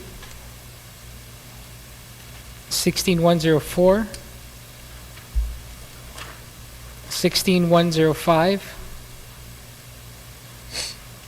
16106.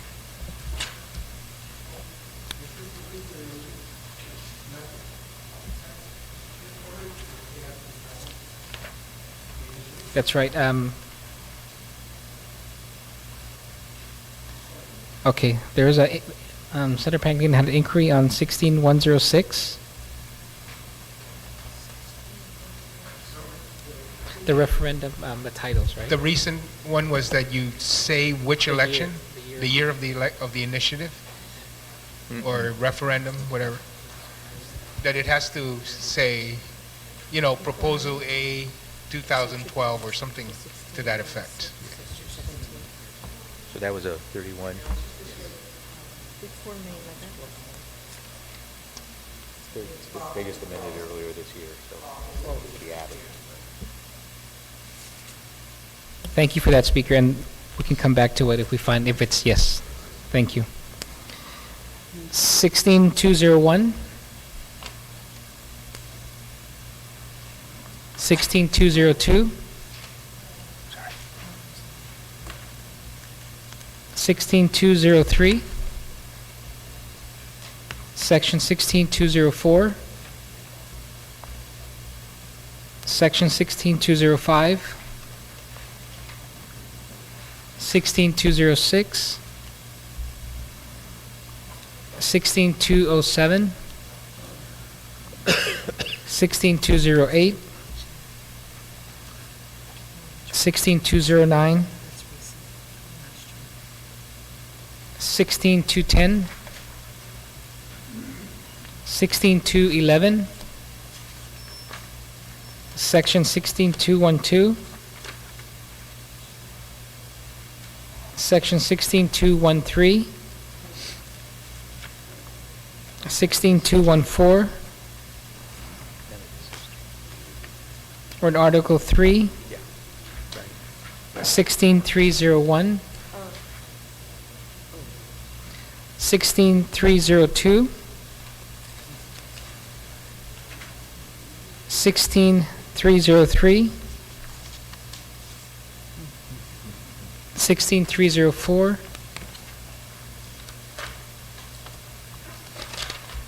16305. 16306. Section 16307. Section 16308, 16309, Section 16310, 16311, 16312, Article 4, Legislative Submission, 16401, 16402, Article 5, 16501, 16502, Section 16503, 16504, 16505, Section 16506, 16507, 16508, 165, yes, Speaker Ben. On the, just kind of get a real good issue on this, the arguments, the signatures on the arguments, we're limiting it to 3, and is it just first come, first serve, or how does the commission decide, or is it the committee or organization that's advocating for one and opposing one? Do they decide who gets to get their argument printed on the, on the pamphlets? How does the commission deal with that? Is there a policy or in the election manual of who gets to get their name on that pamphlet? Not that I'm aware. For one thing, we've not had an initiative or a referendum in except the gambling. Right. And that was before any of our time. Perhaps Mr. Mesa remembers. Jeff? Or Mr. Cook? To the best of my recollection, and I haven't looked at the SOPs on initiatives and referendums for a long time, I believe it was up to the proponents and opponents to propose the names. To designate the names. And then the commission basically accepted who they did, and I think that was, they were just limited to at least no more than 3. So I believe that's what's set forth in a policy statement, that it's because he just says here signatures on arguments selection if more than one argument for or more than one argument against any measure filed within terms, the election commission shall select one of the arguments for printing in the ballot. In selecting the argument, the election commission shall give preference and priority in the order named to the arguments of the following. In the case of the legislative submission, members, bona fide associations or citizens, and individual voters. So, okay, so you would just kind of, it's not really first come, first serve. Well, kind of, right? Is there anything more, Jeff? Anything more on that? On Speaker, SOP for selections? Yeah, I have to go back and look at the rules. I haven't looked at it in a long time, but basically, I think this provides the format. General guidelines? Right. Okay. Are we satisfied with this? You haven't had any problem with somebody saying, I want to write one, and then you turning him down or them down and saying no? Not that I recall. Okay. There hasn't been a whole lot of this, so. Okay. All right. I just want to make sure that, we provide that opportunity, I guess, for the citizens. And so I guess we do have some general guidelines here, and you may need to do something a little bit more specific in your rules and regs or in your SOP, so all within these guidelines. Okay, thank you very much, Citizens Muscle. excuse me.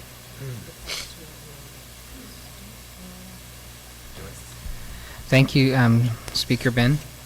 We're now on 16508, Section 16509, Section 16510, 16511, 16512, 16513,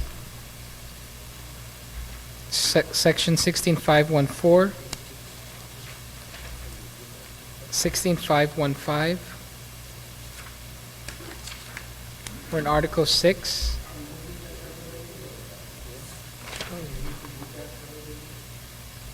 What number is that?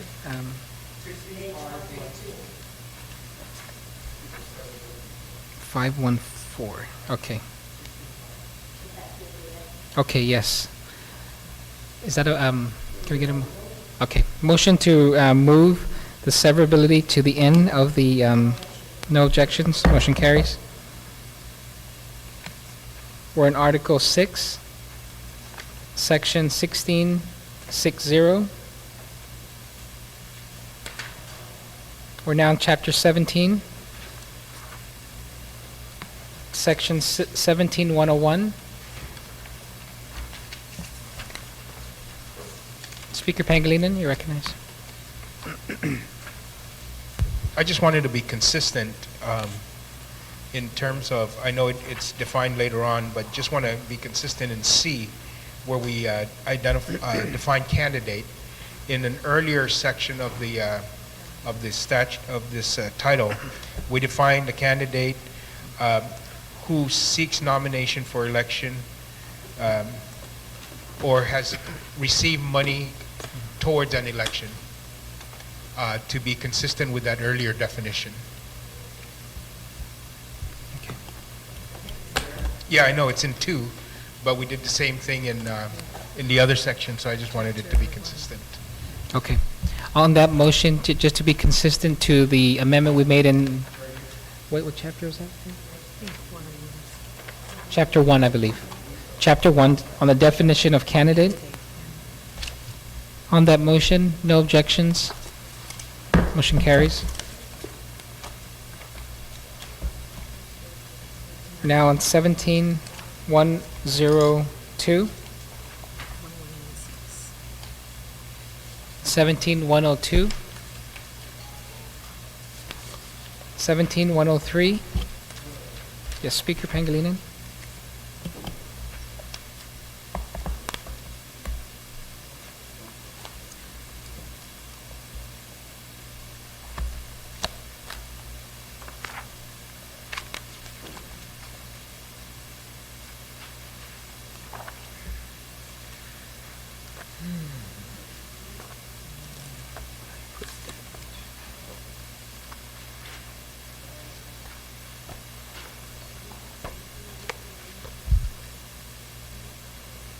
Trying to, actually on 17101 as well, I wanted to go to F.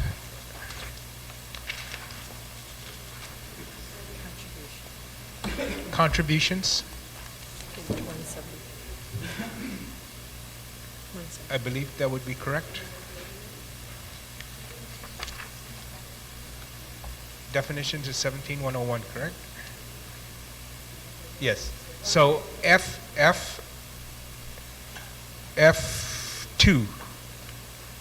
So contribution, it says contribution means, and then 1 is a gift, and then 2, the payment by any person other than a candidate or committee, or compensation for personal services of another person, which are rendered to the candidate or committee without charge or at an unreasonably low charge. And then I wanted to add the phrase after that, discount not offered to any other candidate or committee, so that that would mean that, you know, a company or organization would be defined as giving a contribution if for one person, one candidate, they give, you know, a 75% discount, and they don't offer that to any other candidate. And so that would be then a contribution to that candidate. If their normal discount is 25% and their favorite candidate comes in and they give him at 50%, and they don't offer that 50% for that same product or service to any other candidate, that difference between their 25% and that 50% should be counted as a contribution to that candidate. So that would be my amendment to that. After unreasonably low charge would be to add discount not offered to any other candidate or committee. Is it or discount or just? Yes. Or just? No, it's, yeah. Or at an unreasonably low charge, or at a discount? Yes. Yes, or a discount not offered to any other candidate or committee. Okay. On the amendment, no objections. Motion carries. 17102. 17103. 17104. 17105. 17106. Speaker. Thank you very much. I wanted to change this threshold, and I propose, that registration, where each candidate, committee, or political party shall file an organizational report no later than the earliest of the following applicable days: on or before the 10th, on or before the day of filing for nomination, by the 10th day after receiving contributions for the next, in an aggregate amount not more than 100,000, or making or incurring any expenditures for the next campaign in excess of 100,000. I want to just change that to $250. So once you raise $250, you should start reporting as a committee and contributions after that. No, not the first one, 250. What? The one you put on the wall? 139, 17, 106. Not unreasonably low. Okay, on the amendment, section 17106, and this is to change B, 17106B. Yeah, B to change the 100,000 to $250. Not 500. On the motion? Yes. So it's not increasing the number of reports, just lowering the threshold? It doesn't, it just says you have to start reporting, Yes. basically, and I think So it's that's not fair even to the worth, general public. Any objections? No objections, motion carries. Just filing, all you do is file them. I mean, you guys don't audit them or anything. 17107, Because you don't have the manpower. 17108, So did they approve that? Yes. 17109, That doesn't count super PACs out. No. 17110, 17110. 17110, I got Yes. another amendment on that. Speaker Pangilinan. Thank you very much. I wanted to make an amendment here on 1I. It says that these are campaign contributions, restrictions against transfers. And it says, you're supposed to, shall not receive any contribution, make any expenditure, or receive or make transfer of money or anything of value, one, for any purpose other than those related directly to, then I, in the case of the candidate, to his or her campaign. And I wanted to add then a comma after that, in the case of the candidate, to his or her campaign, and then say, no expenditure shall be made for the benefit of the personal property of the candidate. We kind of see, we've seen it in the past. Candidates take the money they raise for the public, supposedly for their campaign, signs, media, and so forth. Then they end up, major repair on the car, painting the house, office expenses. I just don't think that that's fair to the general public, and that we should restrict the money you raise for the general public to be related to the campaign and not to the personal property of the candidate. So it would restrict the expenditure of campaign funds to that purpose. I don't know. Okay, Speaker, can we just repeat the amendment, please? The amendment This is, would be on 1710110, right? And it's 1I, And in I, it says, in the case of the candidate to his or her campaign, comma, no expenditure shall be made for the benefit of the personal property of the campaign, semicolon, or.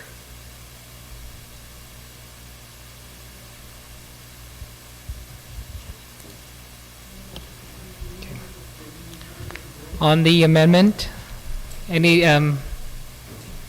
discussion? Okay, the clerk was requesting, can you read it one more time, please? So on I, after the, in the case of the candidate, comma, to his or her own campaign, comma, no expenditure shall be made for the benefit of any personal property of the candidate, semicolon. So it gets inserted at the, in that section. Benefit of the personal property of the candidate. They turned it up already. Okay. On the amendment, any discussion? Any objections? No objections, so ordered. We're in 17-111.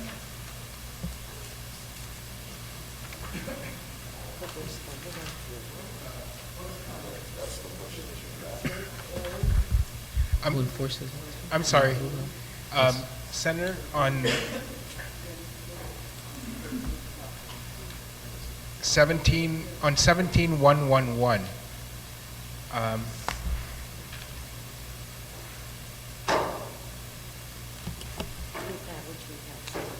Right.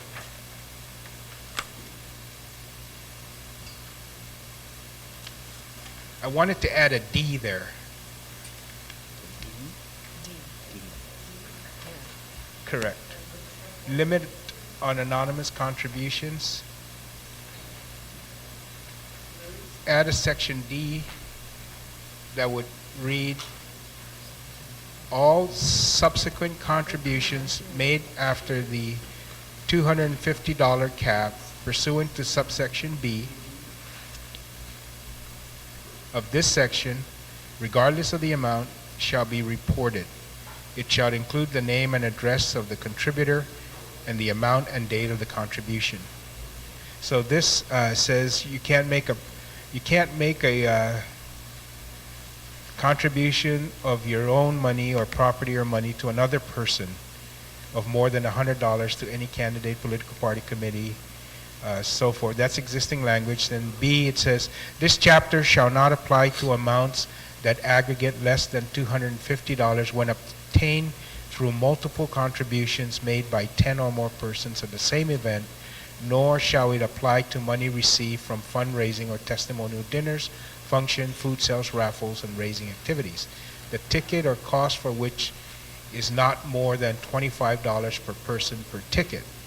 Each aggregate contribution should be reported accompanied by a description of the means, method, place, and date of the receipt. And so these, once you exceed that cap, then I think you should start reporting the individual contributions is the amendment I'm proposing. I'm sorry, here?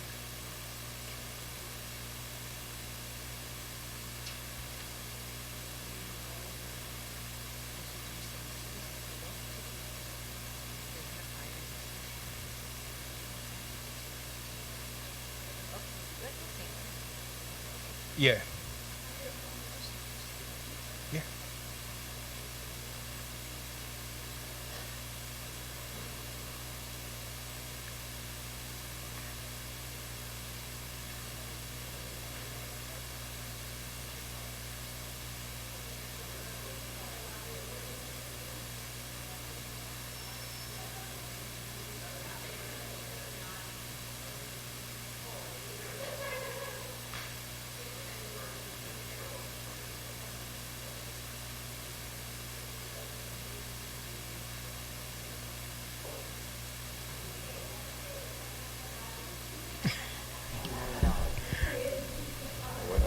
Speaker, so that's your amendment? That's my amendment. Okay. Yes.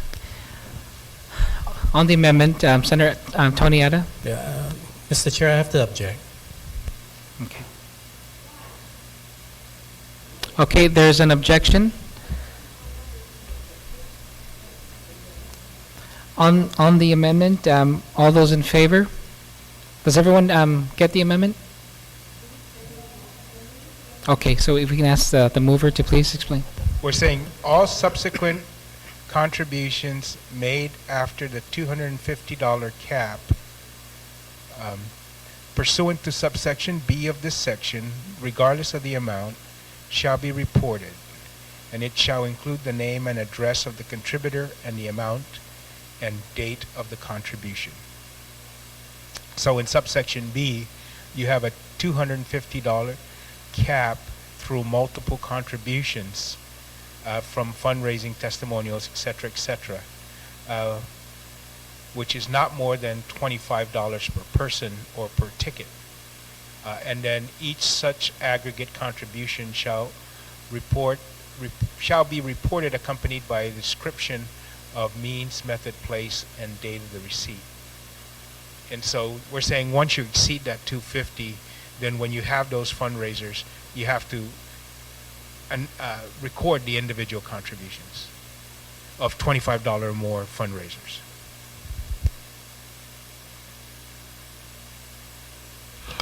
I just got some question. So if I go to your fundraiser and I spend $25 cash, then I would have to put my name and address as a contributor? So I'd have to go to 10 of your fundraisers at $25. Okay, I get it. Sorry, I was confused. I thought you were talking about after the candidate gets $250, everybody else got a. Okay, thank you for your clarification. I would have to buy 10 except one table, right? You're saying, okay. So then you can buy up to 10 and not report. Then we have to report them. So let's say you had a fundraiser Friday and I bought 10 tickets, and then Monday I went to another separate fundraiser and I bought 10 tickets. I wouldn't have to, is what you're saying? Yeah. Okay. So each individual fundraising event would have a cap of 250.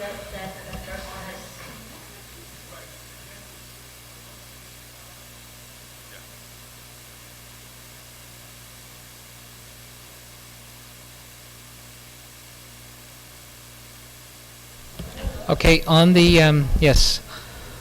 On the amendment, there's an objection. Any other discussion? Okay, all those in favor of the amendment? Motion fails. Mr. Chair, I'd like to make a motion to recess. I was told yesterday that we don't need a motion for that, so. Oh, okay. Senator, you didn't tell me. Okay, so I was going to keep us here all the way, but, okay, so we'll recess until 2 p.m. Thank you.